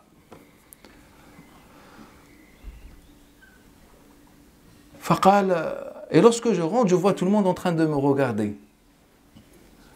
Et il m'a salué, il m'a dit Salam ya Jarir. Pendant le Jumu'ah, je lui ai dit Alaykoum salam. Il a dit donc je vais m'asseoir. Et le hadith il est dans Ibn Khuzayma, il est partout. Je m'assois et je dis à mon voisin, en fait tout le monde me regarde, et qu'est-ce qui s'est passé avant que j'arrive? Et pendant que Nabi sallallahu alayhi wa sallam fait le Jumu'ah. Et il commence à m'expliquer, voilà, avant que tu viennes, le Nabi sallallahu alayhi wa sallam, il nous dit يقبل عليكم رجل من خير ذي يمن يخرج عليكم رجل أو يقبل عليكم رجل من خير ذي يمن. Un homme, masha'Allah, gentil, éclairé, un homme de l'khair, il va arriver à la mosquée. فكنت انت, c'était toi ya Jarir. Et ça c'est pendant le Jumu'ah. Pendant le Jumu'ah. Mais le Nabi n'a pas dit aux musulmans, mais qu'est-ce que tu dis? Ya Jarir, j'ai changé d'avis, tu n'es plus un homme de l'khair. Pourquoi tu as parlé pendant le vendredi et ton vendredi est invalide? Non, en fait, on a parlé normal. Le hadith de Muhammad ibn Ajlan, d'après Iyad ibn Abdullah ibn Ayyad ibn Abdullah ibn Abi Sarh, ibn Sa'd ibn Abi Sarh, d'après Abi Sa'id al-Khudri, l'histoire que vous connaissez bien sûr, la personne qui est rentrée à la mosquée et apparemment elle n'a pas salué elle n'a pas salué la mosquée. Et le Nabi sallallahu alayhi wa sallam lui dit Qum fatah al-masjid, lève-toi. Nous on a retenu que ça, mais il faut retenir la fin de l'histoire. Il s'est levé. Donc, le Nabi sallallahu alayhi wa sallam, il lui a posé la question, est-ce que tu as fait des rak'at? Il lui a dit non. Il a dit, fais les 2 rak'at. Donc, il se lève, il le fait. La semaine suivante, il rentre. Et il s'assoit. Le Nabi sallallahu alayhi wa sallam lui dit, est-ce que tu as fait rak'at, 2 rak'at? Il a dit non. Et il dit, fais 2 rak'at. 3e semaine, il revient. En fait, il est bête. Selon notre compréhension et notre interprétation, en fait, c'est quelqu'un qui est bête. Il ne comprend rien. Selon notre interprétation. Car nous, je vais vous expliquer comment on comprend ça. Nous, on retient quoi? On retient juste qu'un homme est rentré à la mosquée et n'a pas fait de rak'at. Mais en fait, moi, si je comprends mieux autrement, en fait, si quelqu'un, à chaque fois, n'a pas fait les 2 rak'at, c'est que les 2 rak'at sont recommandés ou pas? Ils ne sont pas recommandés. C'est qu'il y a quelque chose. Donc, si le Nabi sallallahu alayhi wa sallam a insisté et l'autre, il n'a jamais fait, c'est que ces 2 rak'at ont une raison. Et donc, il faut qu'on s'intéresse à la raison. Et la raison va être à la fin du hadith. Et c'est pour ça que je vous ai dit, selon l'interprétation, en fait, c'est un compagnon qui est bête. Et il rentre à chaque fois. Si c'était qu'à notre interprétation, elle dit quoi? Que les 2 rak'at pendant le Jumu'ah, c'est sunnah. Et donc, pourquoi lui, il est bête, il ne comprend pas. Chaque jour, je dois te redire la même phrase. Salli, salli, salli, il ne comprend pas. Non, nous qui sommes bêtes. Nous qui avons compris ça, qui sommes bêtes. Alors que ce compagnon, pour lui, il n'y avait pas de rak'at à faire. Bref. Mais à chaque fois, il a parlé avec le Nabi. À chaque fois, le Nabi sallallahu alayhi wa sallam lui a parlé, a répondu, il a fait, etc. Et à la fin, il leur a dit Inni ra'aytu hada dakhala alaykum fi hay'atin badha fara'aytu li ahadin minkum an yatasaddaqa alayhi. Il leur explique que cet homme était rentré dans une apparence, c'est un pauvre, etc. Et à chaque fois, je lui ai demandé de se lever afin qu'on le voie. Comme ça, on lui donne. Car la prière, ce n'est pas l'adoration, ce n'est pas juste venir à la prière. L'adoration, c'est quand tu penses aux autres. Mais le Nabi sallallahu alayhi wa sallam lui a parlé également. Lui a parlé également. Je vais vous donner un autre exemple. Un autre exemple qui est rapporté par l'imam al-Bukhari, il est rapporté dans son intégralité par l'imam Abu Ya'la al-Mawsili. Qui concerne Omar ibn Khattab radiyallahu anhu. Omar ibn Khattab, subhanallah. Et là, on va commencer de parler du contenu du discours. Je vais vous donner le discours de Omar ibn Khattab et vous allez me dire ce que vous en pensez. Et comparer ce discours à nos discours aujourd'hui. فقال يا أيها الناس لا تضربوا الناس فتذلوهم لا تضربوا الناس فتذلوهم ولا تجمروا الناس فتفتنوهم ولا تجمروا الناس فتفتنوهم. Ya Allah, et la troisième, je l'ai oublié. Ya Allah. C'était le passage le plus intéressant. Bref, Omar al-Khattab était en train de... Mon histoire, c'est comme Ash'ab ibn Jubayr, lorsqu'il dit حدثني عكرمة عن عبد الله بن عباس أن النبي صلى الله عليه وسلم قال خصلتان من كانتا فيه دخل الجنة أما فقيل ما الخصلة قال أما الخصلة الأولى فنسيها عكرمة وأما الثانية فنسيتها أنا. لا تطرون الحديث. Je suis comme, je disais, Ash'ab, il aura rapporté un hadith d'après Ukrima, d'après le prophète sallallahu alayhi wa sallam, que le Nabi sallallahu alayhi wa sallam a dit, quiconque a ces deux qualités entrera au paradis. On lui a dit, lesquelles? Il a dit, la première, Ukrima l'a oublié, moi j'ai oublié la deuxième. Il faut que tu me rapportes le hadith. Et donc, Omar ibn Khattab, il leur a dit, la tadribu nas fa tukaffiruhum, fa tudilluhum.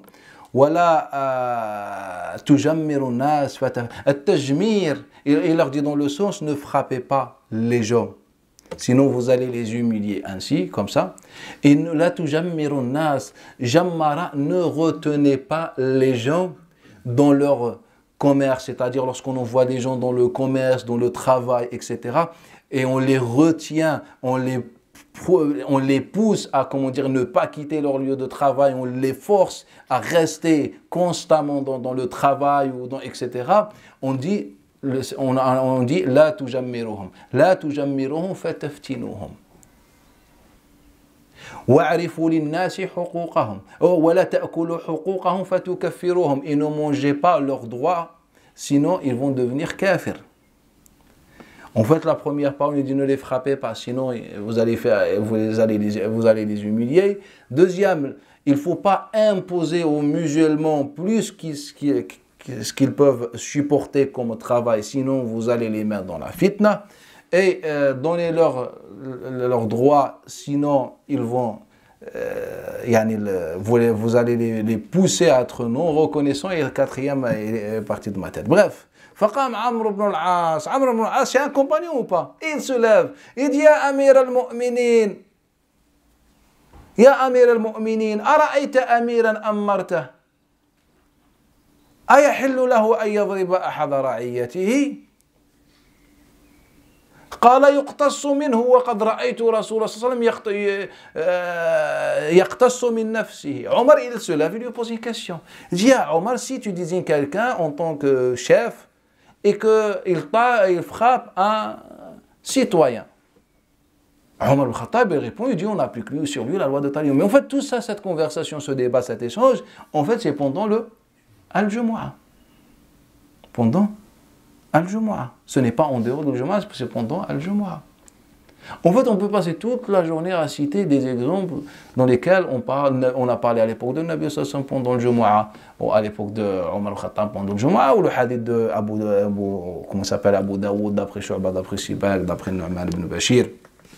Lorsque Uthman ibn Affan arrive à l'époque de Omar ibn Khattab, et Al-Jumu'ah, il arrive tard, et il interpelle Omar ibn Khattab. Ya Uthman, aïna konta? Il a dit voilà que j'étais en train de travailler, etc.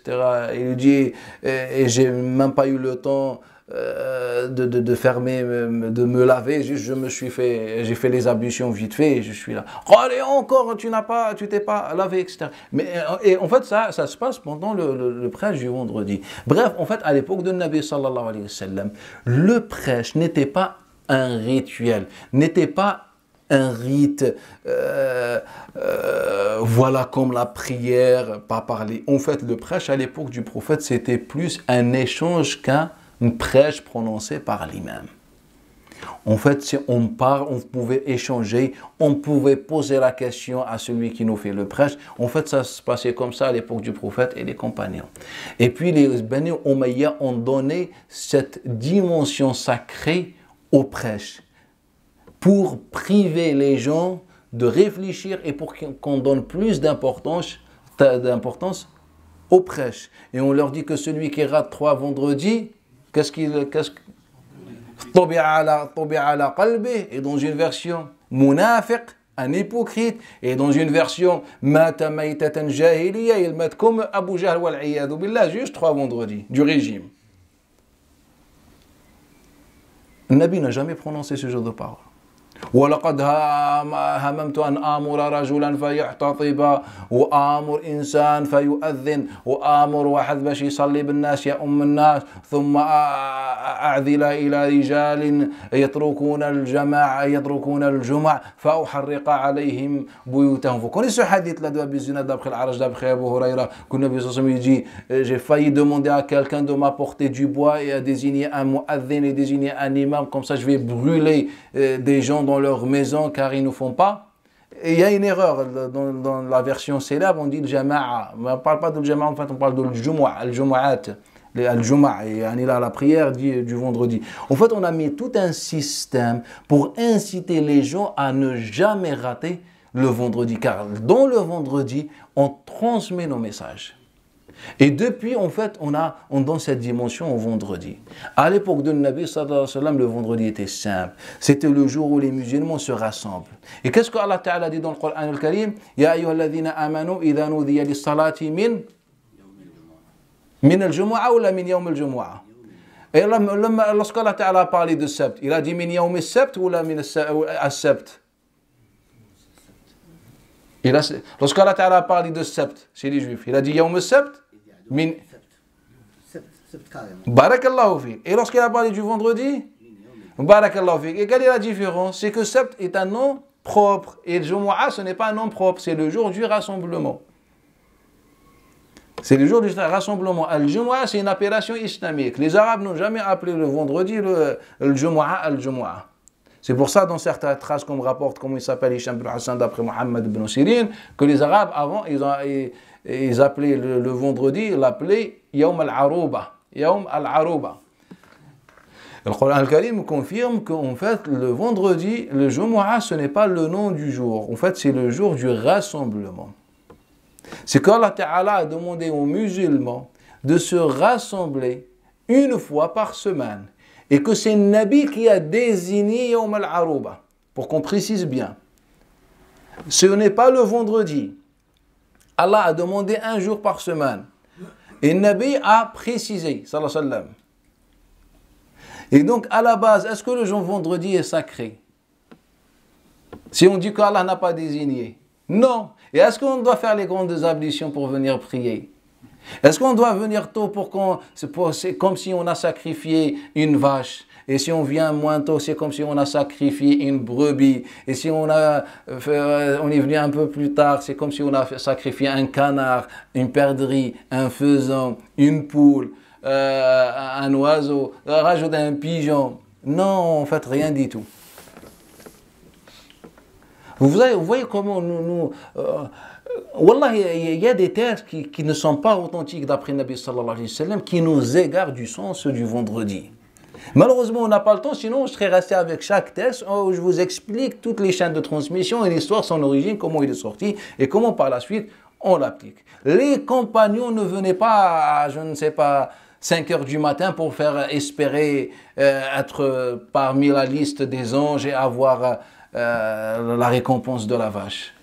Les compagnons, ils venaient à l'heure. À l'heure du vendredi, on vient prier, on fait notre salat et on assiste à ce prêche-là. Et donc, Allah Ta'ala, il nous dit, il a appelé le jour de Al-Jumu'ah. Le jour de Al-Jumu'ah n'est pas un jour sacré. La sacralisation de ce jour-là est venue de chez les Juifs et les chrétiens, car chacun d'eux a un jour sacré. Et le jour où Allah Ta'ala khalaqa Adam, c'est quel jour? يوم الجمعة. وهذا شكون اللي حدث به؟ حدث محمد بن إبراهيم التيمي، حدث به ابن الهاد عن إبراهيم التيمي عن أبي سلمة بن عبد الرحمن عن من كعب الأحبار حدث به. فحتى ابن خزيمة il dit, il a bien précisé dans son livre Sahih l'authentique, il dit en fait c'est ce que Ka'b al-Ahbar a rapporté. Il dit قرأت في التوراة أن الله, j'ai lu dans la Torah qu'Allah Ta'ala a créé Adam le vendredi.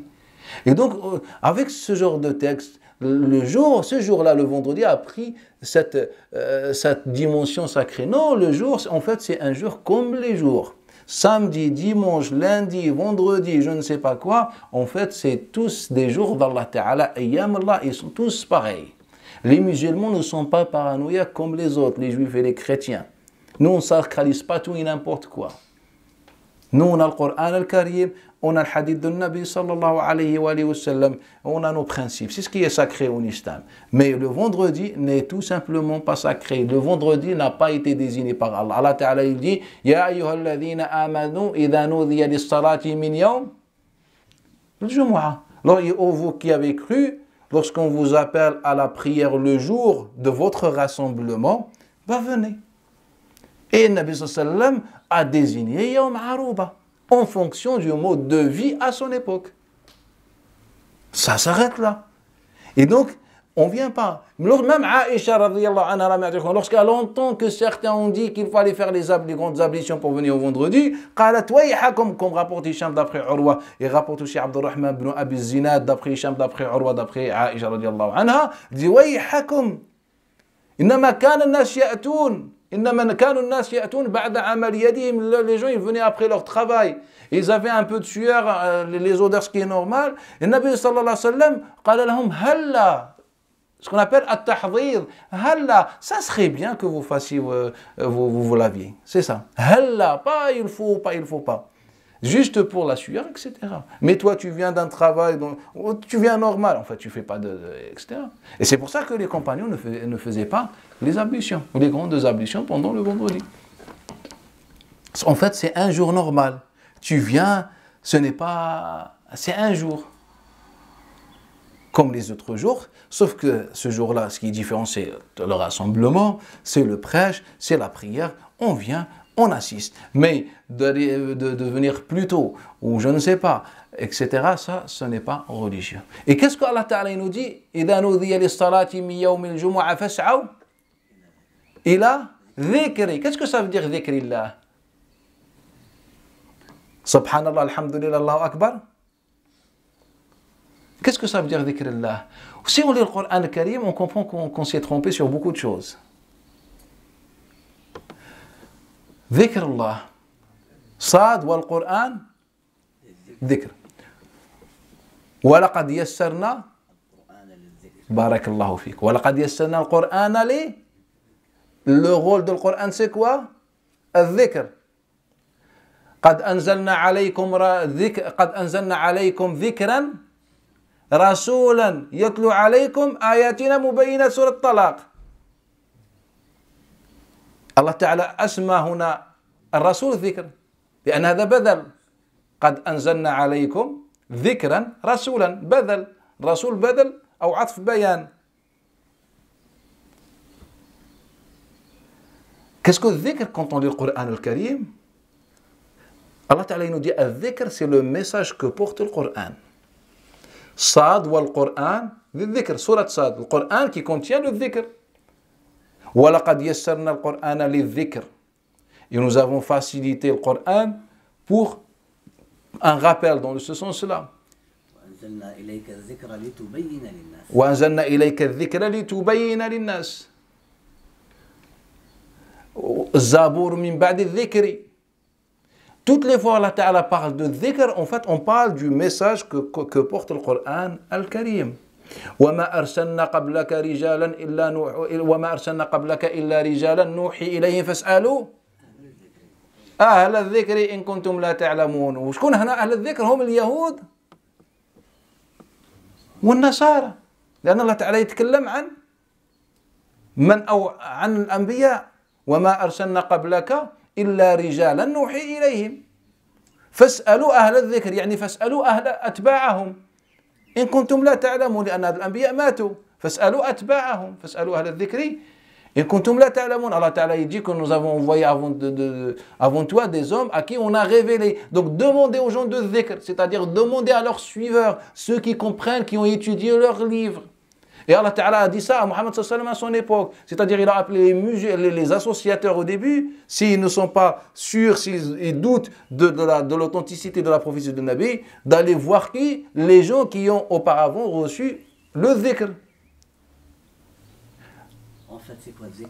Le dhikr, c'est tout simplement al-risala al-Qur'aniyya, le dhikr.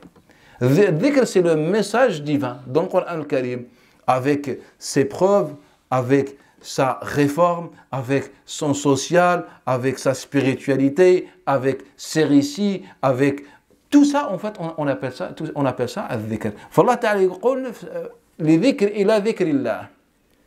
Et donc, et c'est pour cette raison quand on vient à l'époque de Nabi sallallahu alayhi wa sallam et l'époque des compagnons, on trouve que leur prêche du vendredi était basé entièrement sur le Coran al-Karim, à tel point que les musulmans à cette époque-là, ils mémorisaient le Coran al-Karim de la bouche de l'imam sur le minbar. Comme rapporte Hisham bint al-Mundhir, elle dit, moi j'ai mémorisé Surat Qaf de la bouche de Nabi sallallahu alayhi wa sallam sur al-minbar, comme rapporte Harun ibn Antara d'après son père, que le khutbah de Ali ibn Abi Talib était al-Qur'an al-Karim. Et parfois il récitait Qul ya ayyuhal kafirun, et il descend, il fait la prière. Il descend, il fait la prière. Simak ibn Harb rapporte d'après Jabir ibn Samura que la khutbah de Nabi sallallahu alayhi wa sallam était al-Qur'an. Mais quand on dit le Qur'an al-Karim, c'est le Qur'an et sa richesse. Et aujourd'hui, on se retrouve avec des discours qui nous parlent de tout et n'importe quoi. De tout et n'importe quoi. Pratiquement aujourd'hui, le prêche du vendredi reflète la personnalité de l'imam. En fait, c'est comme si l'imam parle de lui, de ses convictions, de son expérience, comment il a grandi, etc. Et chaque imam, il parle de lui, de son appartenance, etc. Comme l'histoire de l'élève et le maître, que je vous ai raconté déjà. Il y avait un maître à l'école demandait à ses élèves d'écrire des textes, des paragraphes, etc. Et il y avait un élève à lui qui aimait beaucoup la nature, même trop la nature. Chaque fois, il dit les arbres, les forêts, les plantes, etc. Un jour, il lui a dit, parle-moi d'autre chose. Il a dit, maintenant, parle-moi de ton voyage avec tes parents lorsque vous avez pris l'avion. Et commence. Un jour, il écrit, un jour, j'étais avec mes parents, on a été à l'aéroport, on a pris l'avion. Après, il y a eu un crash, on est tombé dans une forêt, il y avait plein d'arbres, des plantes, etc. Adat rima ila adatiha al-qadima. En fait, aujourd'hui, on est pareil. Lorsqu'un imam, il a des convictions, il vous parle de tout et n'importe quoi. À chaque fois, il faut qu'il revienne à son sujet. Même une petite parenthèse. En fait, c'est ça. En fait, on n'est plus face au dhikr d'Allah. Regardez, si vous prenez les sujets que le Coran al-Karim a traités principalement, lesquels? Bismillah, je vous écoute. Les sujets qui sont traités le plus dans le Coran al-Karim. Je vous écoute, je vous pose une question. Hein? L'aqida. Qu'est-ce que ça veut dire l'aqida? Pour qu'on se comprenne. L'aqida. يعني معنى العقيدة باش نفهمه. ها؟ الإيمان بالله وملائكته وكتبه ورسله. C'est pas possible, car l'aqid, le qada ou le qadr n'est évoqué que quelques fois dans le Coran al-Karim. Un exemple. Le tawhid, la ilaha illallah. La ilaha est évoqué même pas 23 fois dans le Coran al-Karim. Alors que la prière, 56 fois. L'iman, ça veut dire quoi l'iman? Il faut qu'on précise. Hein? Zakat, barakallahu fik. Zakat la plus répétée dans le Coran al-Karim. Par rapport à la prière, par rapport... C'est combien la prière? De mémoire, environ 56 fois, as-salat. Tu peux me corriger? Le mot prière. Ils sont ensemble. Aya Cheikh Awara, il m'a corrigé. Moi, je pensais que c'était 56.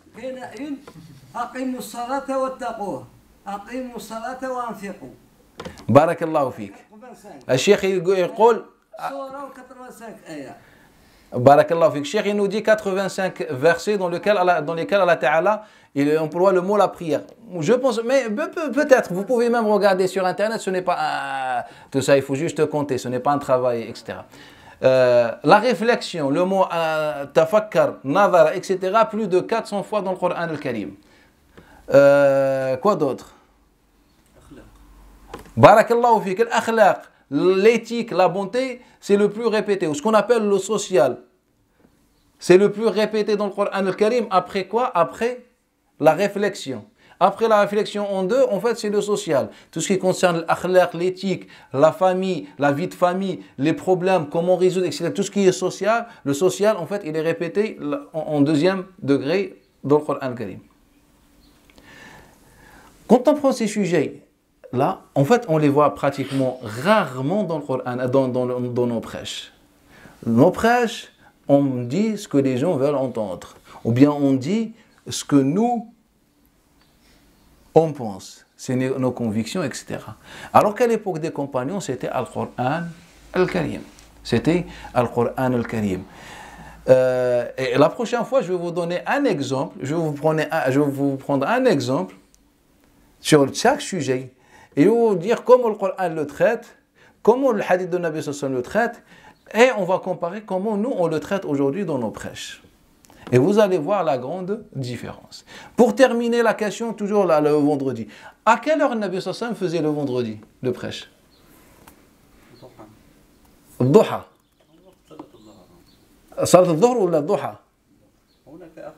Barakallahu fik, hunak aqwal. L'Akhl Karim, il nous dit, il y a des avis.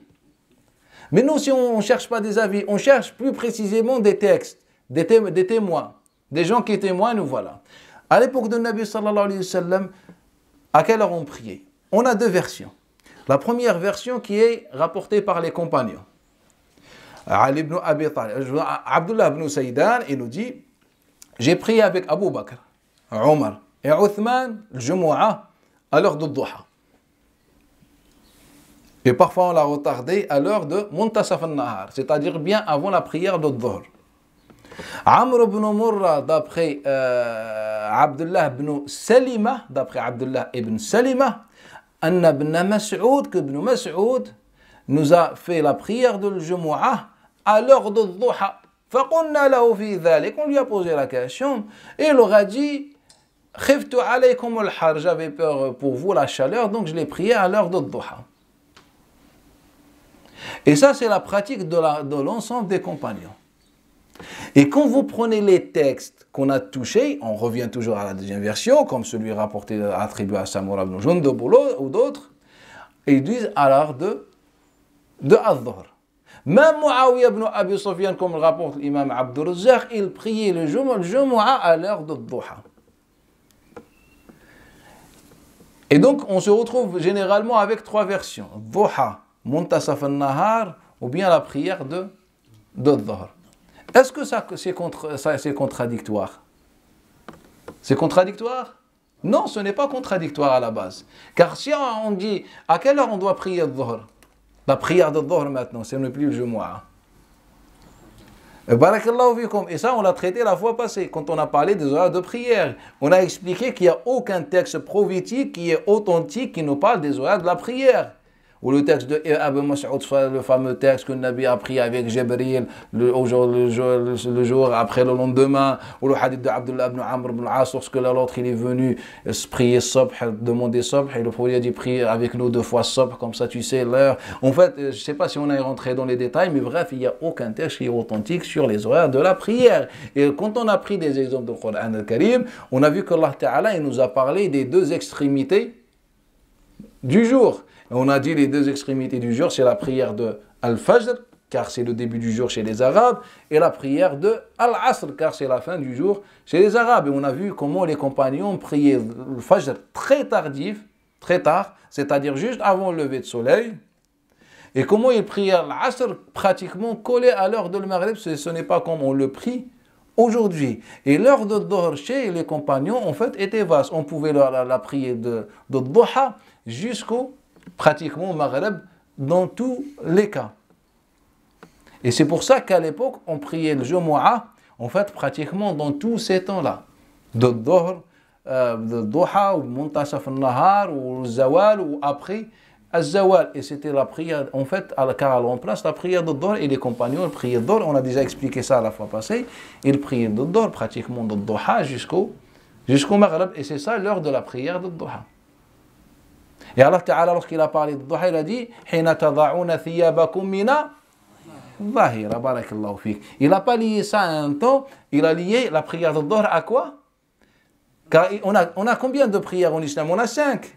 Mais regardez, quand on lit le Coran, on a 4 liées au temps réel, au soleil, et une, elle n'est pas liée au soleil, elle est liée à nous. La prière de Dhuhr, il nous dit quand vous retirez vos vêtements. C'est-à-dire ça dépend à 100% de notre disponibilité, de notre mode de vie tout simplement. Et les autres prières, en fait, dépendent du temps. C'est qu'à chaque moment, Allah Ta'ala appelle son serviteur à prier. Et donc la prière de Dhuhr, en fait, tu l'as pris quand tu as une pause. Tu travailles, tu as une pause à 10h du matin, tu fais la prière de Dhuhr à 10h du matin. C'est comme ça le Coran a dit, et c'est comme ça les compagnons l'ont prié, et le Nabi sallallahu alayhi wa sallam. Tu as une pause à midi, tu as une pause à 14h, à 16h, en fait, tu pries à pause. Car Allah Ta'ala n'a pas fait le rapport, à lier, comment dire, la prière de Dhuhr à notre état. Il a dit quand vous retirez vos vêtements, mais la Dhahira, c'est-à-dire le temps où vous n'avez rien à faire. C'est-à-dire le temps du repos, on fait une prière, on se repose ou je ne sais pas. C'est tout simplement ça. Et là, on a expliqué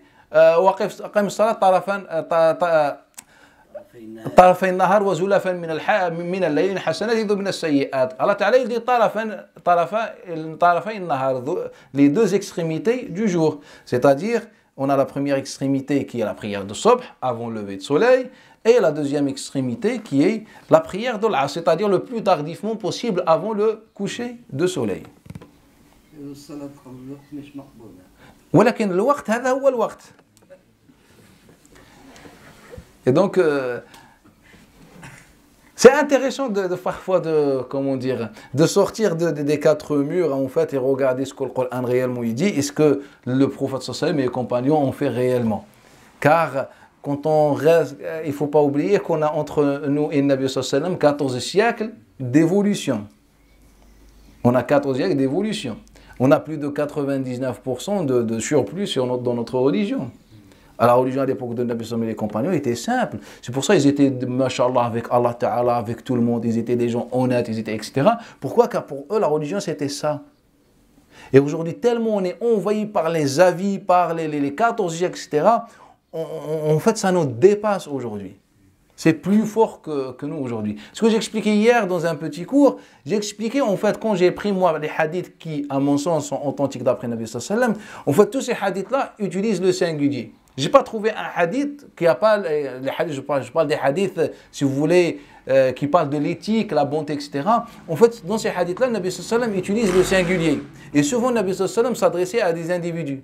En fait, qu'est-ce que j'ai déduit? J'ai déduit que le Nabi sallallahu alayhi wa sallam, c'est comme s'il avait une religion personnalisée pour chaque musulman. En fait, chaque musulman se retrouve dans quelque chose. Chaque musulman avait, barakallahu fik, sa petite religion, si vous voulez. Et c'est pour ça que les musulmans ont avancé. C'est pour ça que les compagnons, ils étaient machallah. Moi, personnellement, j'ai étudié la vie des compagnons, les quelques milliers, et je n'ai pas vu un compagnon complet. Dans le sens qui fait tout. Ça, je ne l'ai jamais vu. Vous allez me dire, mais comment on a peut-être lu Hayat Sahaba ou je ne sais pas. Et naam, on a tous lu les beaux livres, etc., qui traînent un peu partout. Mais je parle de la vérité, de ce qui est vrai. Après avoir fait le petit nettoyage, il n'y a pas un compagnon qui était dans tout. Car déjà, ils n'ont pas été éduqués pour être dans tout.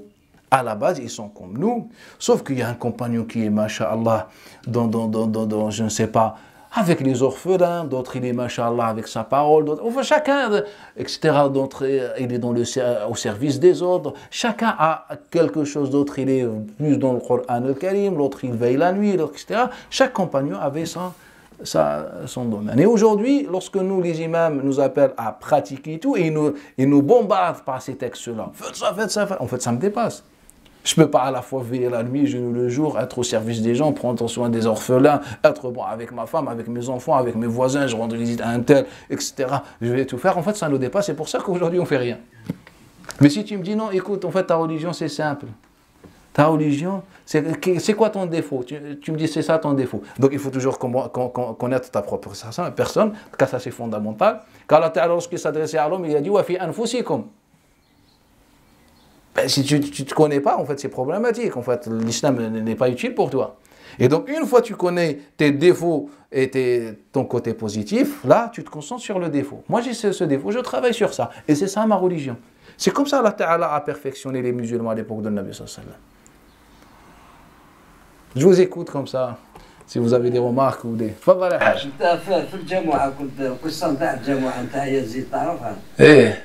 يزيد كان ما يديرش الجامعه كيما حنا، يديرها كيما صلاه العيد، يصلوا ومن بعد يديروا الخطبه، ومن بعد العسكر تاعو يبدا الخروج يبان، باه واحد ما يخرج. كان الشعب ما يسمعلوش. بارك الله فيك. جاهم باه يسمعوا. يصلوا افون بيسك صلاه تنتهي ولا يجوا. هذاك الحاج مش يزيد، هذاك مروان بن الحكم. يزيد تا واحد ما كان يجي. هذاك مروان بن الحكم. ايه درك هم الناس يستناو تلحق صلاه يجيو، كاين اللي ما يجوش يسمعوا الخطبه. هو كانوا ما يسمعولوش كامل، كان يبدا قال لهم الصلاه كيما العيد. وهذاك يوسف بن عبد الله بن سلام، يحيى بن سعيد الانصاري عن يوسف بن عبد الله بن سلام ان عمر بن الخطاب يوم العيد تاني قلبها لهم. عمر بن الخطاب، لماذا؟ لأنه شاف الناس لما يقول السلام يدور ما يلقى حد، فأقلبها لهم ولا يدير لهم الخطبة حتى باش يكونوا ملزمين. نعم. الكوفة. الكوفة. إيه. بالتكبير كان في وقت فرس. الكوفة اللي لا قلت العراق. العراق اللي بناها سعد بن وقاص من بعد المعركة نتاع القادسية. بعد باش تبنات ما كانش فيها الفرس ما قبل. صحاب اللي كانوا في الكوفة كل عرب. لا ما فهمتنيش الحاجة، كنت نتكلم أنا على العراق بالعموم، هي دولة فارسية في الأصل. Dans Surat al-Jumu'ah, il y a min yawm al-Jumu'ah, donc c'est le jour du rassemblement. Ça veut dire, est-ce que le Jumu'ah il peut être adapté en fonction des occupations des gens et ne pas être aujourd'hui vendredi parce que les gens travaillent la semaine, peut être par exemple le dimanche, le jour du rassemblement par exemple. Je ne sais pas si vous avez entendu la question du frère, je répète. Le frère il pose la question, vu que le Jumu'ah c'est le jour du rassemblement, est-ce qu'on peut l'adapter en fonction des activités ou de mode de vie dans la société dans laquelle on vit, c'est-à-dire on peut faire un autre jour, etc. En fait, moi ce que je peux dire, c'est que Allah Ta'ala a désigné un jour par la semaine, par semaine, et que le Nabi sallallahu alayhi wa sallam a désigné le vendredi.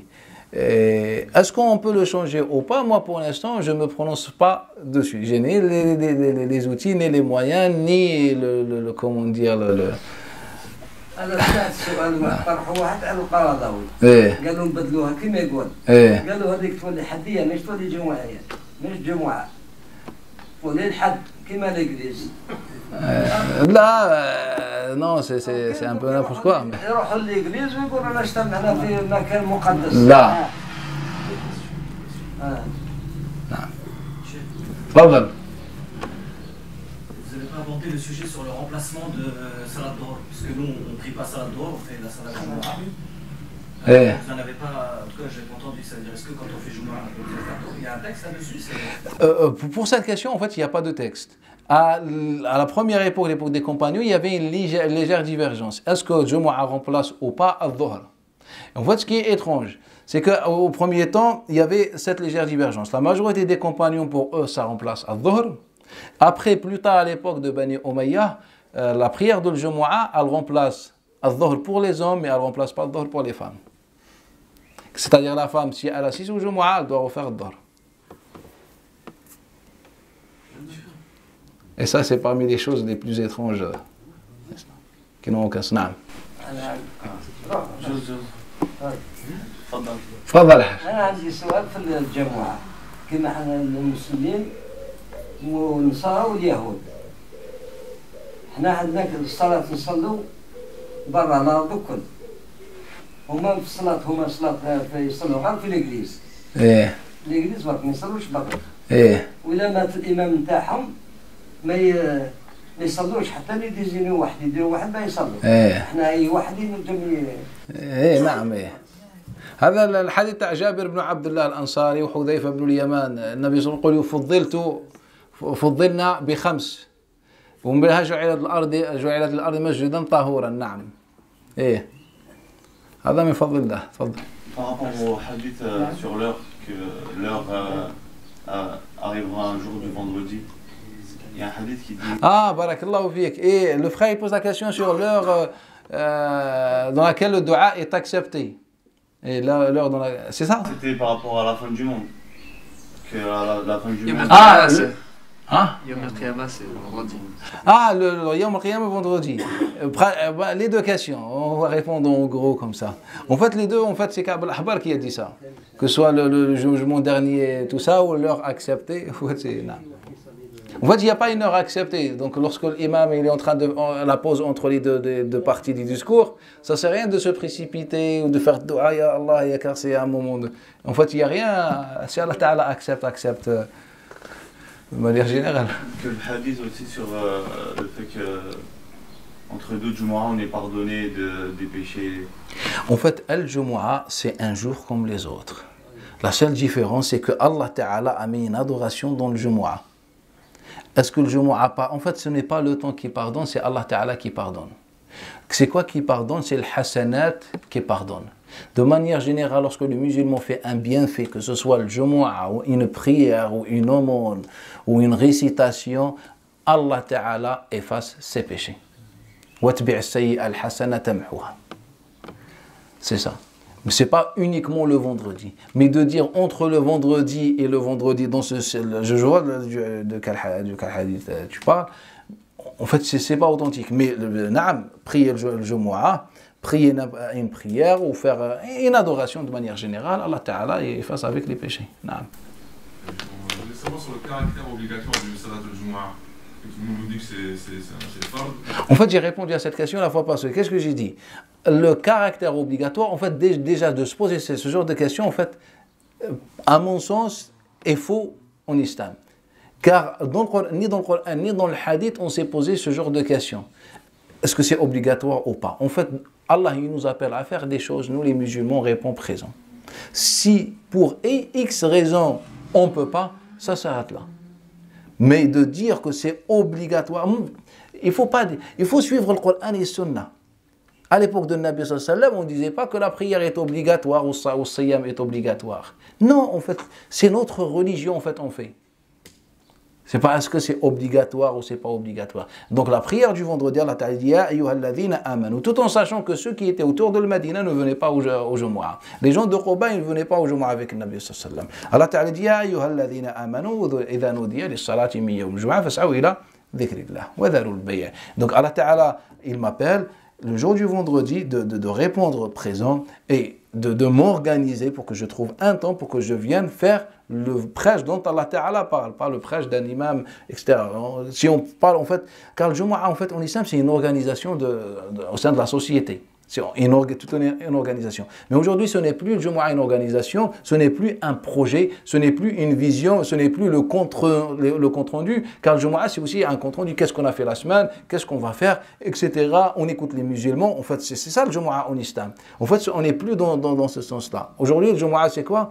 Il vient l'imam, il a préparé pendant une semaine ou quelques jours sa feuille, il vient nous dicter quelques paroles et on rentre à la maison. Ce n'est pas le Jumu'ah dont Allah Ta'ala parle dans le Coran al-Karim. Pour moi, le Jumu'ah dans le Coran al-Karim, le Jumu'ah de Nabi sallallahu alayhi wa sallam, en fait, c'est le changement, en fait, c'est la réforme, c'est apporter quelque chose, c'est échanger, c'est écouter le Coran al-Karim, ça organise la vie des musulmans, etc. Il faut que tous on répond présent.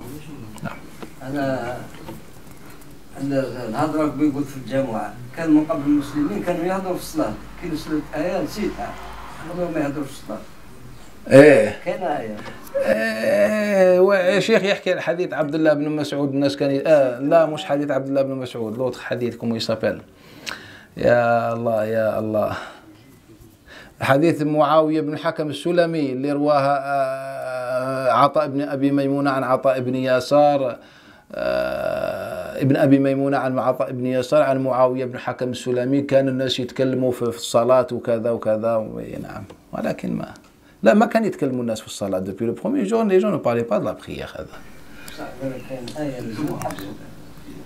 لا هي فهمتك يا الحاج ولكن الحديث مش صحيح. نعم.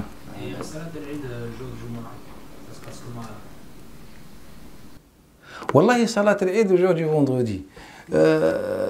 En fait, à l'époque de Nabi sallallahu alayhi wa sallam, il n'y a pas eu la prière de l'Eid ou bien de traces sur la prière de l'Eid le jour du vendredi. La seule chose qu'on a, en fait, c'est ce qui s'est passé à l'époque de Omar ibn Khattab. Et là, on a le choix. Donc certains compagnons disent, en fait, ils ont prié, d'autres n'ont pas prié. C'est-à-dire l'une des deux. En fait, tu fais l'Eid et tu ne fais pas le vendredi, ou tu fais le vendredi et tu ne fais pas l'Eid. En fait, c'est vaste. Moi, personnellement, si j'ai le temps, je fais les deux. C'est ce que je dis. Si quelqu'un a le temps, et ça serait bien qu'il fasse les deux, il profite, etc. Non. Et vous, comment vous faites Salat Jumu'ah al-Fardhi? Wallahi, c'est une très bonne question. Wallahi, moi, j'essaie de m'adapter. J'essaie à chaque fois d'apporter des choses de Nabi sallallahu alayhi wa sallam, comment, etc. Mais j'essaie de m'adapter.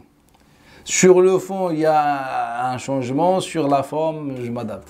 Vous avez le droit d'échanger, par exemple, pendant le discours? Ah, là, ce n'est pas encore. Il faut que les gens soient prêts.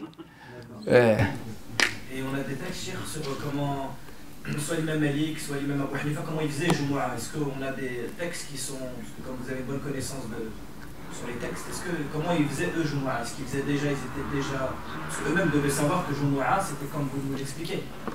Alors est-ce qu'eux-mêmes ils se disaient comme vous, ouais mais il faut suivre parce que sinon ça ne va pas bien se passer? L'imam Malik, 25 ans, n'a pas fait le Jumu'ah ni la prière de Jama'a à la mosquée. À la fin de sa vie, il n'a pas 25 ou 20 ans. Certains disent, comme Ibn Qasim, il dit 25 ans, à peu près une vingtaine d'années, il a arrêté la prière dans le... Non, Imam Malik. Non, quand il n'était pas d'accord avec la façon de Jumu'ah de l'époque. Et il priait chez lui tout seul. هذا الإمام مالك. نحن نقول مالك رضي الله عنه كذا. C'était un homme sincère. Et Abu Hanifa? Ah. Wallah, Abu Hanifa, Allahu a'lam des traces. Je ne connais pas des traces sur comment vendredi, etc. Mais l'imam Malik avait pris vraiment des positions à son époque par rapport à la manière dont on pratiquait la religion, etc. Pardon. Je vais revenir sur l'arabité de la langue arabe dans le Coran. Est-ce que la langue arabe, le Coran y met un accent sur la langue arabe dans le Coran? Parce que des fois on trouve plusieurs fois le Coran arabi, ajami. Ouais. Ou alors est-ce que ça veut dire autre chose dans le Coran, arabi, ajami? Non, le mot arabi dans le Coran al-Karim, ce n'est pas, moi à mon avis, ça ne se traduit pas par arabe. Car à chaque fois, Allah Ta'ala, il utilise le mot arabe, il le suit par le verbe éclaircir. Éclaircir des choses. En fait, l'arabi en langue arabe, ça veut dire l'éclaircissement. Ça veut dire en fait l'éclaircissement. C'est pour ça quand on trouve Qur'an arabiyan, hukman arabiyan, et souvent on traduit hukm arabe. Mais en fait, le jugement n'est pas arabe. Allah Ta'ala dit hukm arabi. En fait, ça n'a aucun sens de dire jugement arabe. Ou une loi arabe, en fait, ça n'a aucun sens. En fait, arabe en langue arabe, ça veut dire explicite. C'est pour ça qu'on dit, une personne qui parle, on dit A'raba an kalamih, c'est-à-dire il s'est exprimé. Et c'est déjà là des Arabes pourquoi ils s'appellent Arabes. Pourquoi ils se sont dit Arabes? Car ils sont orgueilleux, ils sont racistes les Arabes quand même. Et c'est vrai. Et na'am, barakallahu fik. Car les Arabes, ils se considèrent plus beaux et ils se considèrent comme des gens qui parlent mieux que les autres. C'est pour ça qu'ils se sont fait appeler les Arabes. On dit une femme arib, c'est-à-dire très belle. On dit khatib arib, c'est-à-dire quelqu'un qui s'exprime très bien. Et donc l'Arabie, ça veut dire explicite. Et Allah Ta'ala a décrit le Coran al-Karim par les différents synonymes du mot explicite, dont Arabie. Est-ce qu'Ajami, ça veut dire non arabe alors? C'est car dans le Coran. Non, Ajami, ce n'est pas non arabe. L'Ajami, min al-Ujma. Ou le hadith qui est connu de Abi Salama, bref, il est pratiquement notoire. Jarh al-Ajma i Jubar, wa fil bi'ri Jubar, wa fil rikazi al-Khumus. Al-Ajma, en fait, c'est celle qui ne s'exprime pas bien. Al-Ajam en langue arabe, pourquoi les Ajam? Pourquoi? Et déjà d'ailleurs, peut-être pour les Ajam qui nous écoutent, en fait, quand on vous dit Ajam, il ne faut jamais dire que vous êtes des Ajam, en fait, car c'est une insulte. Quand on dit non arabe, ce n'est pas une insulte. Quelqu'un qui ne parle pas arabe, c'est tout. Mais quand on dit en langue arabe, ajam, en fait, c'est une insulte. Al-ajam, ça veut dire c'est des bêtes, des animaux. Et les Arabes, ils appellent les bêtes ajam. Pourquoi? Car ils ne comprennent pas leur sens. Ils sont incapables de s'exprimer un sens que les Arabes peuvent comprendre. Et de là, les Arabes, ils ont appelé les bêtes et les animaux al-ajam. Barakallahu fik, hada majazan. Et c'est pour ça que les Arabes, lorsqu'ils disent l'ajam, les noms arabes sont des ajam, en fait pour dire en fait, que ce sont des gens qui ne s'expriment pas comme eux les Arabes. Et c'est pour ça donc eux se sont fait appeler al-Arabiyya. نختم بالك إن شاء الله. الله إذا فavorisé les Arabes, la langue, le Coran, le Rasoul, Mecca, Siqaya, الحج كلش أنت تقول اللهم دي البغادير وكذا ونزيد. أعطاه كلش العرب. إن شاء الله.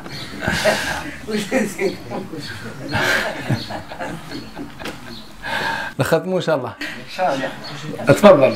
Juste sur le nombre de personnes, d'où ça vient, le nombre de personnes dans le Jumu'ah, le nombre de personnes. On entend 2, on entend 15, on entend 6. Non, en fait, le nombre de personnes, il n'y a pas de nombre de personnes. En fait, c'est les musulmans qui se réunissent. D'accord. Et après, la deuxième question, si demain on est sur une île déserte, on est ensemble, comment on fait Jumu'ah? On fait comment ça? Il y a des musulmans dans une région, ils se réunissent et ils désignent quelqu'un. Pas forcément quelqu'un qui connaît le Coran ou qui, je ne sais pas, à quelqu'un qui parle mieux, qui connaît le mieux, le plus intelligent, plus connaisseur, celui qui a plus d'expérience, etc. Et ils peuvent changer à chaque fois quelqu'un il fait. En fait, l'imam en islam, à la base, barakallah pour la question, en fait, l'imam qui fait le Jumu'ah à la base, ce n'est pas celui qui fait l'imam des 5 prières à la base. En fait, c'est celui, comment dire, en fait, c'est le leader ou celui le plus. Qui a plus sage, qui a plus d'expérience, etc. Ce n'est pas celui qui mémorise le Coran. Aujourd'hui, moi, je vois des imams, franchement, il y a des gens qui prient derrière eux qui sont 1000 fois mieux qu'eux, et meilleurs. Et tu vois l'imam qui ne sait même pas s'exprimer, il fait le khutbah, ya ayyuhalladhina amanu, et tu vois que des gens intellectuels, des gens diplômés, des gens intelligents, pleins d'expérience, de sagesse, qui sont en train d'écouter les bêtises de cet imam. Normalement, l'imam, ce n'est pas celui qui connaît le Coran ou qui connaît le hadith ou qui connaît je ne sais pas. L'imam, en fait, car le prêche en islam, en fait, c'est un projet. Le Jumu'ah, en fait, c'est un projet, c'est un partage, etc. Barakallahu fik, celui qui s'exprime mieux, qui analyse mieux, etc., tout en sachant qu'il y a des échanges. Tout à l'heure, Cheikh, vous avez dit qu'il récitait le Coran et vous avez cité des exemples où il avait appris le Coran avec le prophète en entendant.